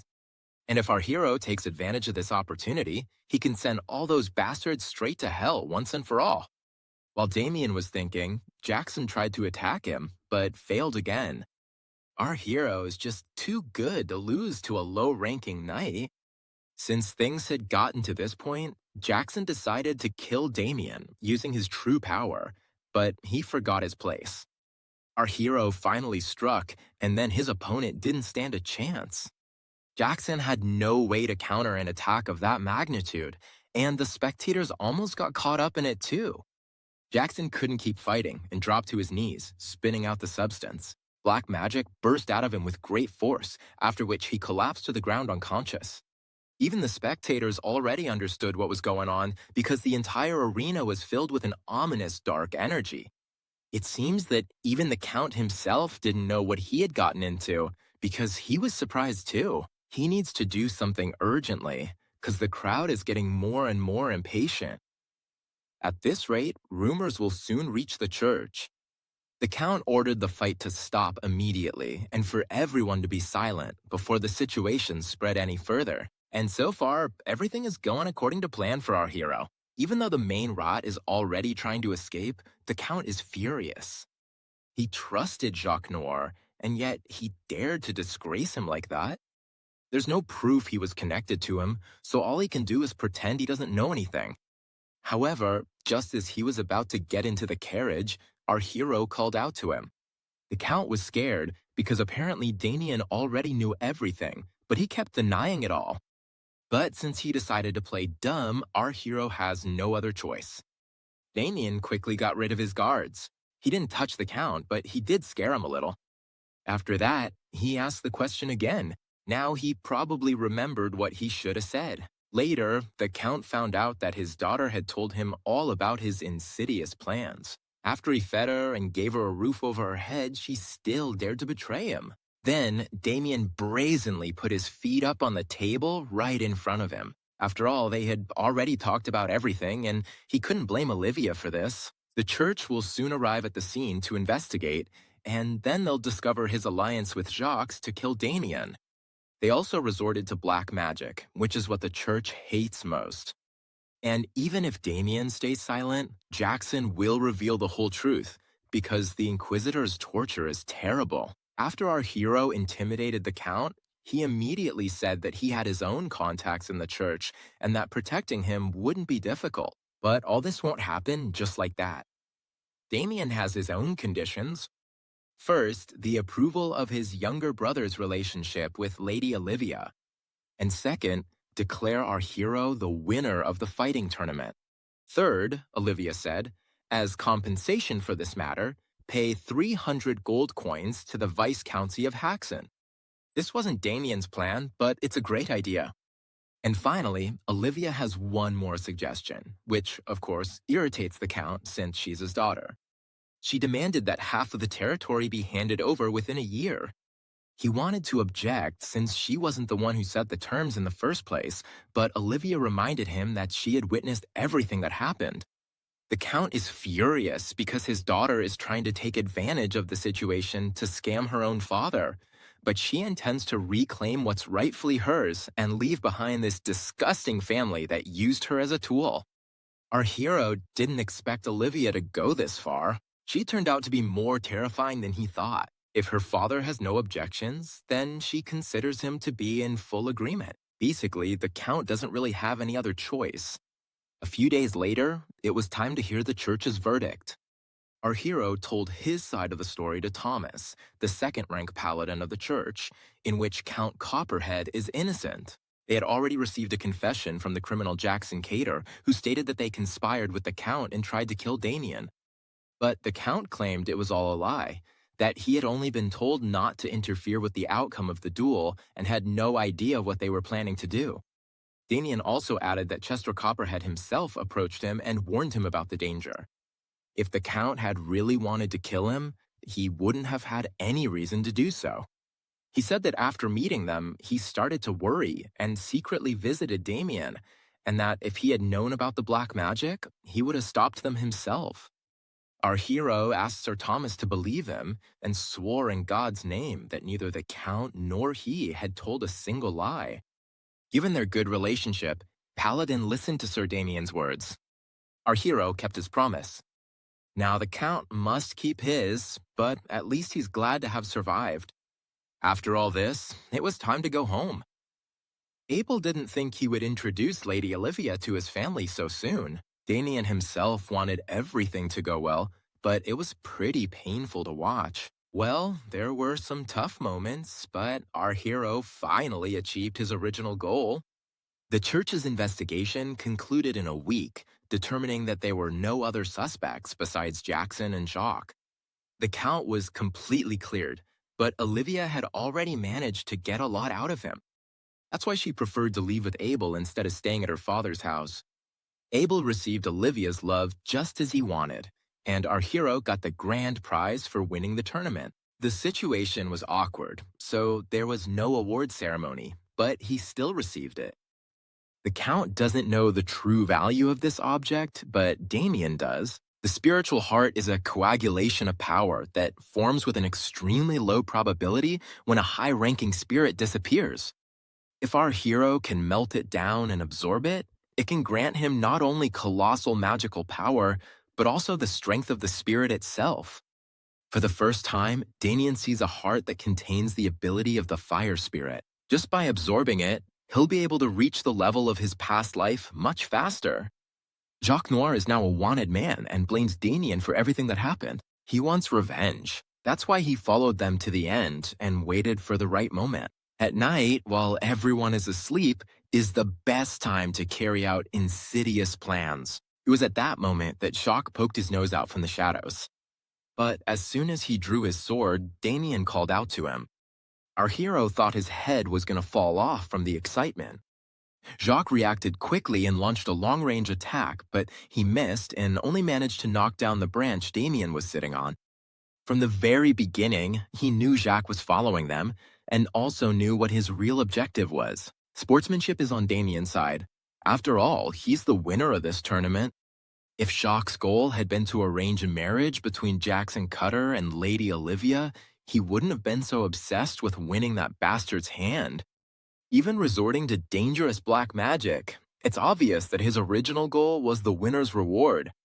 Jacques thought it would be hard to get to the bottom of things, considering there were church scoundrels everywhere, but it was a good thing he followed Damien.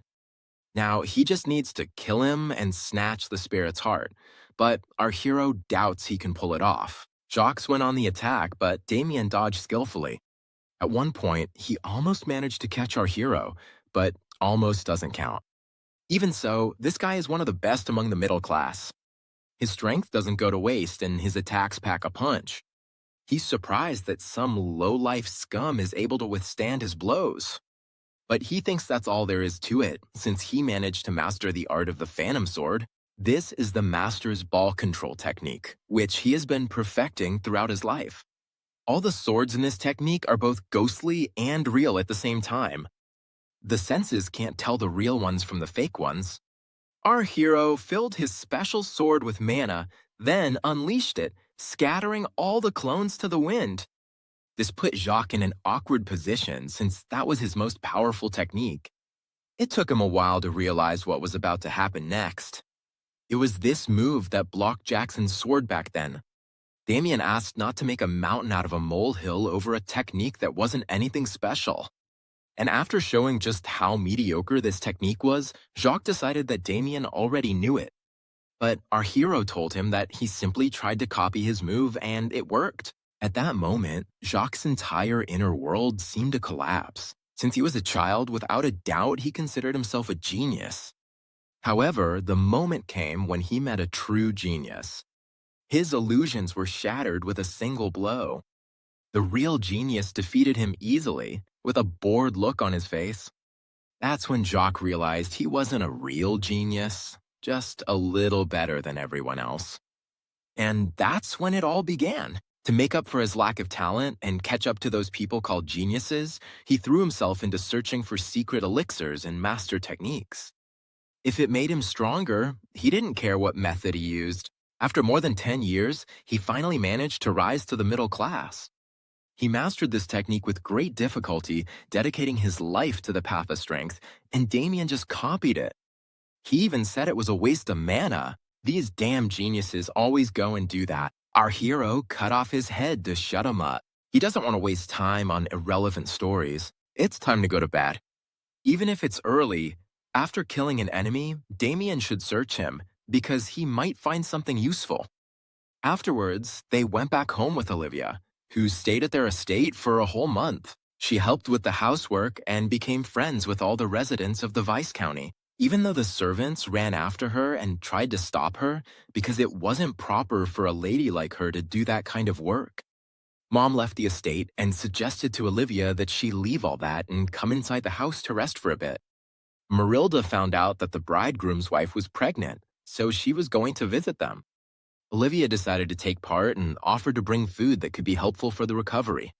Paul watched from his office window as the women chatted cheerfully in the yard. Managing the land has become much easier thanks to Olivia. Even the servants appreciate the attention their daughter-in-law pays to everything. Her parents were shocked when they met her, but Olivia adapted very quickly. The Count's daughter showed up in person, bringing with her half of her family's land, and declared that she would marry Abel. Thanks to Olivia, they even managed to put an end to the arrogance of those people at social events who used to look down on their family. It turned out that Damien was getting marriage proposals from all over since he had become quite famous. But our hero thinks it's too soon to get married. Even though my father didn't understand it, sometimes people get married too late, but never too early. First of all, a man needs to settle down in one place to find stability. In his youth, Pablo also turned down many young women. The father kept talking about marriage, which made Damien lose his cool and jump out the window. There's still a long way to go until vacation, so that'll have to wait with his lectures. In fact, our hero never dreamed of being a husband. Besides, worrying about that in the first place is a luxury for someone like him. Even though not everything he did was by his own choice, still, someone's children, siblings, and parents died at his hands. That fact can't be changed. In his opinion, a killer like that doesn't deserve to be happy. And more importantly, he needs to get stronger as soon as possible so he can kill Dorgo first. Damien ran into the forest to train. In the book, he saw a technique that destroys madness. It was a new mana cultivation technique he discovered after defeating Jacques Noir. Unlike the usual cultivation method where you have to sit still as always and absorb mana, this is an unusual technique that lets you absorb mana even while moving, and its principle is quite complex. If it's combined with existing methods, you can create something pretty decent. And if, on top of that, the spiritual heart is absorbed properly, then our hero will definitely be able to get stronger in no time. But just as he was starting to get into the groove, Victor arrived to announce the arrival of a guest. For some reason, when he heard about the guests, our hero had a bad feeling. When he entered the house, Damien saw Agnes. In principle, this is exactly what he expected to see. She apologized for coming so suddenly. She was driven by the need to ask Damien for a difficult favor. They confirmed the location of the corpse puppeteer's dungeon. She explained how they had been tracking him, and apparently they finally found him. That's why Agnes came to our hero. After all, Damien is strong and talented. So she came from the church to ask him to lend her his strength to punish this evil in the form of the corpse puppeteer.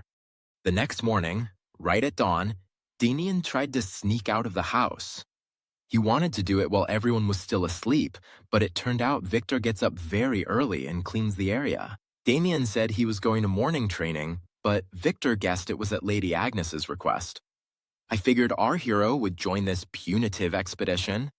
He hopes that this time his master won't go, because everyone knows how dangerous the dungeon created by this puppeteer is. First of all, the Viscount would never allow it, but Damien didn't say anything to him. So Victor will have to pretend he didn't see anything. But he can't send Damien to a place that will clearly get him killed, although it's not clear what he expected when he faced our hero with a broom. When he picked Victor up in his arms, Damien was once again reminded of how thick and heavy he was. It's about time he lost some weight. He sat him down against the wall and promised him he wouldn't fall for the stupid traps of the corpse puppeteer. It's also a perfect opportunity to take out one of Dorgo's henchmen. Our hero can't miss this, so he has to go. If Victor finds out, he asked him to tell his father where he went. When Damien arrived at the place, he met up with the other paladins who were taking part in the pursuit. He met Margaret, a second-rank paladin from the fire school, a huge woman. The skills of a second-level paladin are comparable to those of an average knight, but this woman's aura is definitely extraordinary. Margaret hadn't expected Damien to come, considering this was a dungeon created by the corpse puppeteer. But she said she couldn't refuse the request she received from Lady Agnes, and besides, she can't stand dark mages. A bit wasteful, but there was nothing to be done, so she handed over the sword. Margaret handed our hero the sacred sword, a weapon forged from a rare metal and engraved countless times by the hands of a master dwarf blacksmith. After that, the priests bestowed divine power upon it for years. Just by holding it in his hand, Damien feels his fatigue melt away. Agnes pleaded with the master and with great difficulty managed to convince him. Since Damien is joining this expedition, he should receive a reward. However, it's pretty unusual for her to just lend the sacred sword to an outsider. Apparently, Agnes has an overwhelming passion for Damien, and Margaret deliberately provokes her to make her angry. In any case, even if it's not a top-tier item, it's still something of incredible value. Agnes thanked our hero once again for answering her request. But Damien doesn't need any thanks. He would like to know more about the current situation. A few weeks ago, people started disappearing in the Nofri Mountains. The soldiers walked through the forest trying to find the third missing person. Suddenly, their dog got really scared and pressed itself to the ground. The soldiers didn't immediately understand why it was behaving that way. But then they heard the man say how much pain he was in.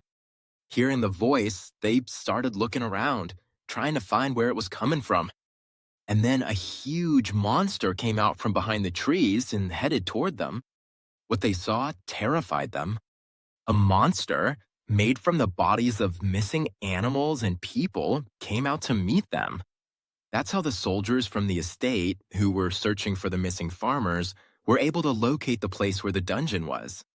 But our hero had a feeling that something about this story didn't add up. It was unthinkable that the corpse puppeteer would let his minions escape so easily, especially considering that he himself hadn't even shown up or left any trace of his presence. It's true that the church also suspects this could be a trap, but even so, they sent a punitive detachment. However, the church's actions weren't entirely reckless. Assuming the dungeon could be a trap, they gathered experienced fighters from 3 different schools. With such power, you could wipe out an entire kingdom. And Damien was called in because of Agnes. His master was against it at first, but then, since they joined at the last minute, 2 of them showed up, and he ordered the combat strength to be increased. Therefore, if our hero hadn't accepted this offer, Margaret wouldn't have allowed Agnes to participate. Damien can't tell anyone, but he already knows how this punitive operation will end. In a past life, a large-scale punitive detachment was formed exactly like this one, and the result was its complete destruction. And from the last words of the paladin, who barely survived and died immediately after, the reason became known. He said that the enemy was among the punitive detachment. All that's left is to find out which one of them is the traitor. Their carriage arrived at the place where the paladins had set up camp. The punitive forces camp is actually pretty well prepared. There are quite a few paladins here who seem to be at the very least of low rank. The church was well prepared for this operation. Margaret asked Damien to follow him. They entered the chamber where the paladins of the Order of the Furious Blizzard were seated. It seems like this is the first time Margaret hasn't been late. She said she had to stop somewhere on the way, but next time she'll definitely be on time. And it looks like this isn't the first time she's used that excuse. But the real problem lies in Gummel's perpetual irritability. If he keeps frowning like that all the time, he's gonna get wrinkles on his forehead. At one point, their exchange of jabs almost turned into a real fight, and it also became a measure of how fresh each of their orders was. Damien pointed out that these two orders really have a terrible relationship, but their argument was interrupted by Sanus from the Order of Blinding Pain, a second-rank paladin of the church. He advised them to focus all their energy on taking down those filthy dark mages hiding in the dungeon. Margaret greeted her. They hadn't seen each other in a long time either. Sanus asked who the man sitting at the table with them was, pointing at our hero. He doesn't look like a paladin. Margaret introduced our hero. The other paladins had already heard about him, since he had executed a Yulin officer and also fought against two dark mages at the same time. Margaret excitedly told them that Agnes had personally gone to recruit him and that she had found her to be shy. Damien isn't just an outsider. He has many merits for their order, so he was recognized as an ally. Gommel pointed out that, indeed, it's risky to involve untested outside forces in such an important operation. But Agnes defended this decision. Some paladins believe that the stranger might have other intentions, since the dark mages have already infiltrated a spy into the order. This Gommel is pretty cautious, but Margaret asked him to watch his language and not cross the line. However, Sanus supported this idea, arguing that he found it dangerous. Gommel asked Damien for permission to ask him a question. The paladins joined this punitive detachment to execute the heretics and demonstrate the greatness of their god.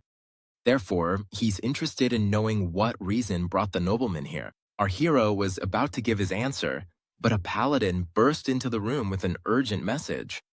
The scouts who were on the mountainside ran into a flesh golem. Many faces on this horrible body cry out for help, for pain, for their mother. It's impossible to understand how such a terrifying creature could exist. Suddenly, the monster's behavior changed and it became enraged, after which it began attacking the paladins at random. Margaret reached her companion, who didn't have time to dodge the powerful blow. The man lost consciousness in her arms. The monster was emitting gases from every crack in its body. All the surrounding vegetation withered instantly. The paladins protected their bodies from this potent poison with divine power. It would be better for them to focus on defense until the attack is over.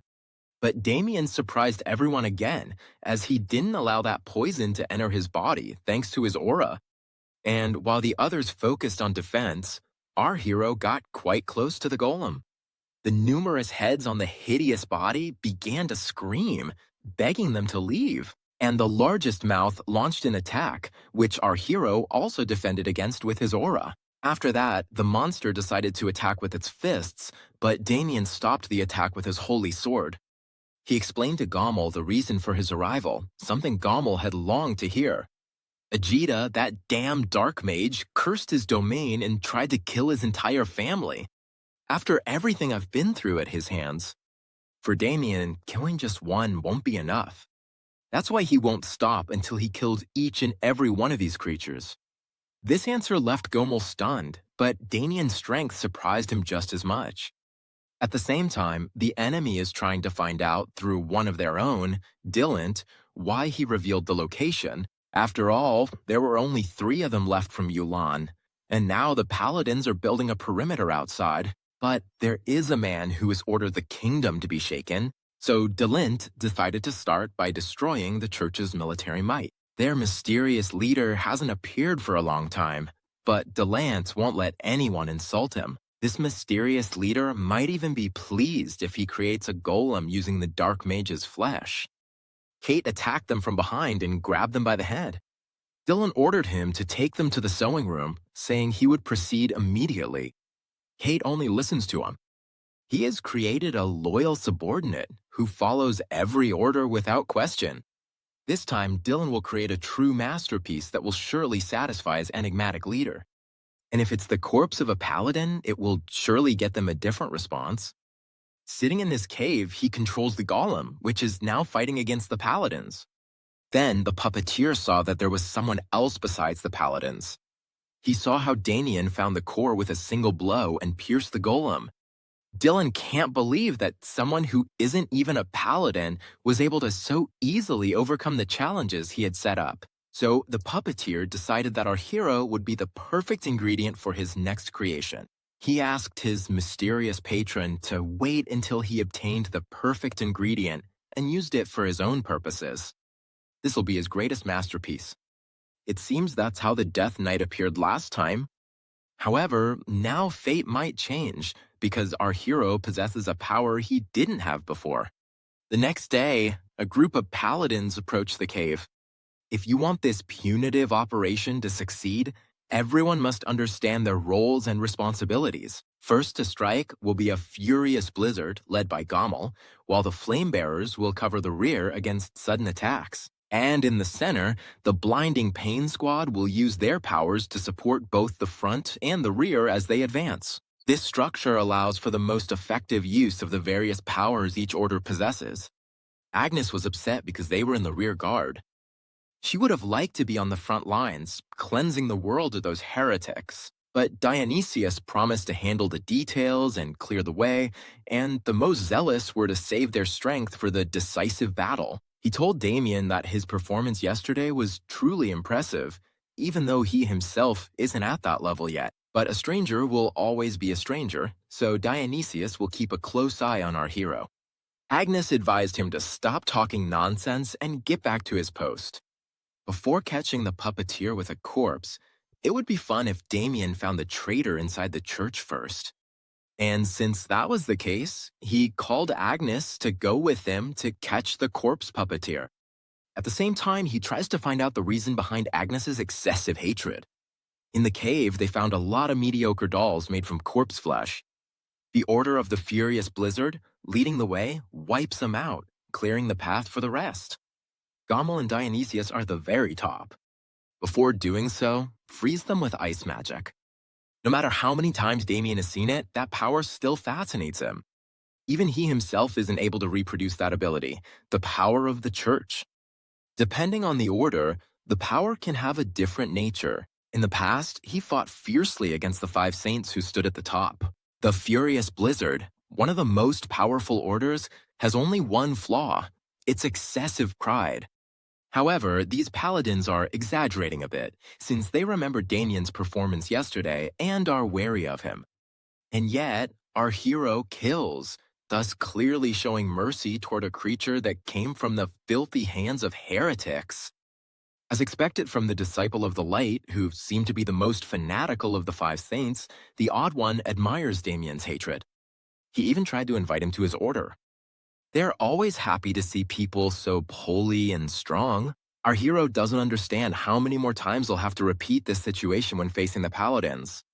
Sandus also mentioned that as a paladin of his order, he would become an eternal servant of God. And on top of that, this would solve his problem with the lack of mana. This part is definitely interesting. Paladins can gain divine power depending on their faith. Every time they purify the world of filthy heretics, the god grants them divine power. But Damien kept refusing. The lack of mana would be fixed once he completed the mana cultivation techniques and fully absorbed the spiritual heart. For that reason, Sanus would never become a church dog. He also spun a story about wandering the world and following in God's footsteps. Margaret pointed out to Agnes that, at this rate, they might lose Damien. Sanis went even further. Our hero really makes things difficult for her. It's hard to resist him. She wasn't used to not getting what she wanted, so she suggested to Damien that they spend some time together. Our hero immediately drew his sword and attacked Sanis. Margaret and Agnes were very surprised, not understanding what was happening. However, Sanis was perfectly fine. Our heroine destroyed the doll behind her back, which could hide her body. The wound is deep, but the doll is not defeated. She has tough armor, so our hero suggested that we take care of it ourselves. However, Sanis took out the Bible and walked toward the monster, asking our hero not to get in his way. Damien is amazed. He has enough power to neutralize a high-ranking flesh golem with just a single book. The enemy attacks from behind. Margaret will take care of him, and Sanis should return to his position. It's a shame, but Sanis promised Damien that they would definitely find time next time. Agnes, of course, sees it a little differently. She thinks Sanis is bringing our hero to Bible lectures, and he feels a kind of jealousy, which makes her feel sad and down. Or maybe she's even angry and will take out that anger on the monsters. Morgana suggested leaving everything in her hands to give her time to calm down. Agnes went out alone against a group of huge monsters, but she was the only disciple of the Blue Flame. If among the 5 saints, light was the most annoying enemy, then this Blue Flame is by far the strongest. Agnes effortlessly destroyed the monsters one after another. I took out all my negative emotions on them. After that, everything went quiet, and no one has attacked again so far. But they came across a fork in the road.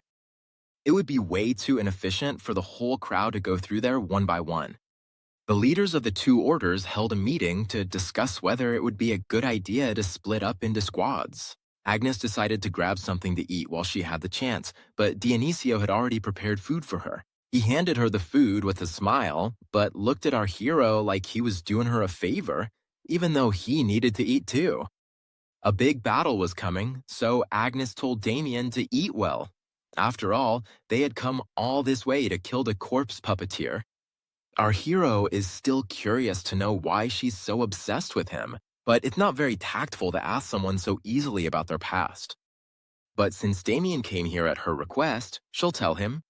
Before this, she had already told the story of the village that had been devastated by the puppeteer in the past. Agnes lived in that village and survived. Then, her older brother, the paladin, came home on leave. Every time her brother visited, Agnes would stay up all night listening to his stories about Mass at the Holy Church. But that day, she didn't get to hear him. The village was attacked by hordes of walking zombies. Her brother told her to hide and not to come out under any circumstances. He told me not to come out until someone opened the door, and also not to make any noise. That was the last time Agnes saw him.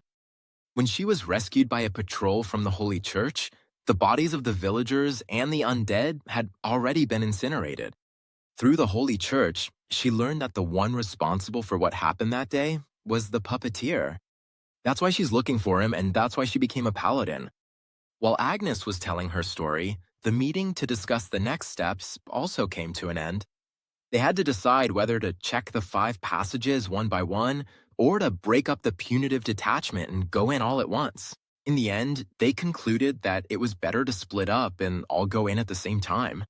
Gommel wanted them to go together, but Margaret and Sanos were against it, so the meeting dragged on for a long time. This guy has always been overly cautious, which, according to Margaret, is his problem.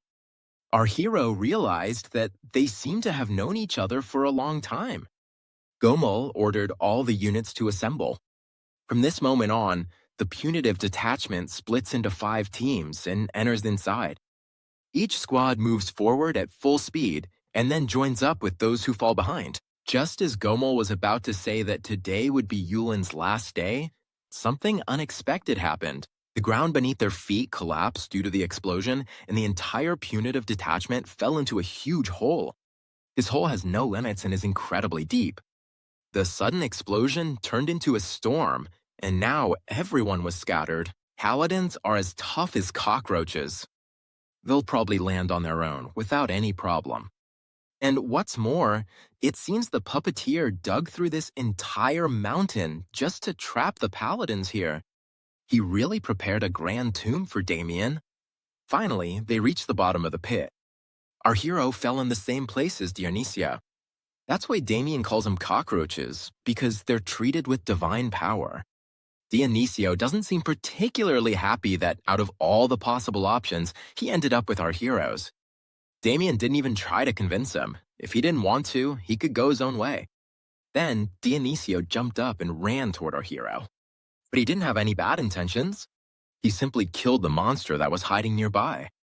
Damien left him alone because he was curious to see what he'd do, but he didn't expect to be protected. Dionisio still hates our hero, but if he dies, Agnes will be sad. When he heard this, Damien figured he must like Lady Agnes. In some ways, Dionisio even reminds me of Abel. That's why, despite everything, our hero feels compassion for him. At first, they thought they were being attacked by a man, but upon closer inspection, we realized it was the work of a puppeteer manipulating corpses. This guy had a habit of creating flesh golems. The more human-like they were, the more effort he put into them. He considered these humanoid golems his greatest masterpiece. However, according to Dionysius, this is the most disgusting addiction that this world must be purified of. He rushed at the enemy to do it by force, but suddenly his divine power simply dissipated. This monster turned out to be stronger than the paladin. With a single blow, he sent Dionysius flying. The paladin was never able to understand what had happened to his divine power, and Damien was a little surprised. Our hero drew his sword and moved forward. He had already seen something like this in his previous life. It turns out the puppeteer of the corpses already knew about it. A magical artifact located in the body of a humanoid golem. Damien knows perfectly well who made it, which only fuels his hatred. He cut the monster into small pieces and tore this artifact out of its own flesh. What he saw left Dionisio in shock. Our hero defeated the monster so easily, something he himself couldn't do. What's more, Damien's aura is terrifying and inspires fear. Our hero tossed the artifact to the paladin,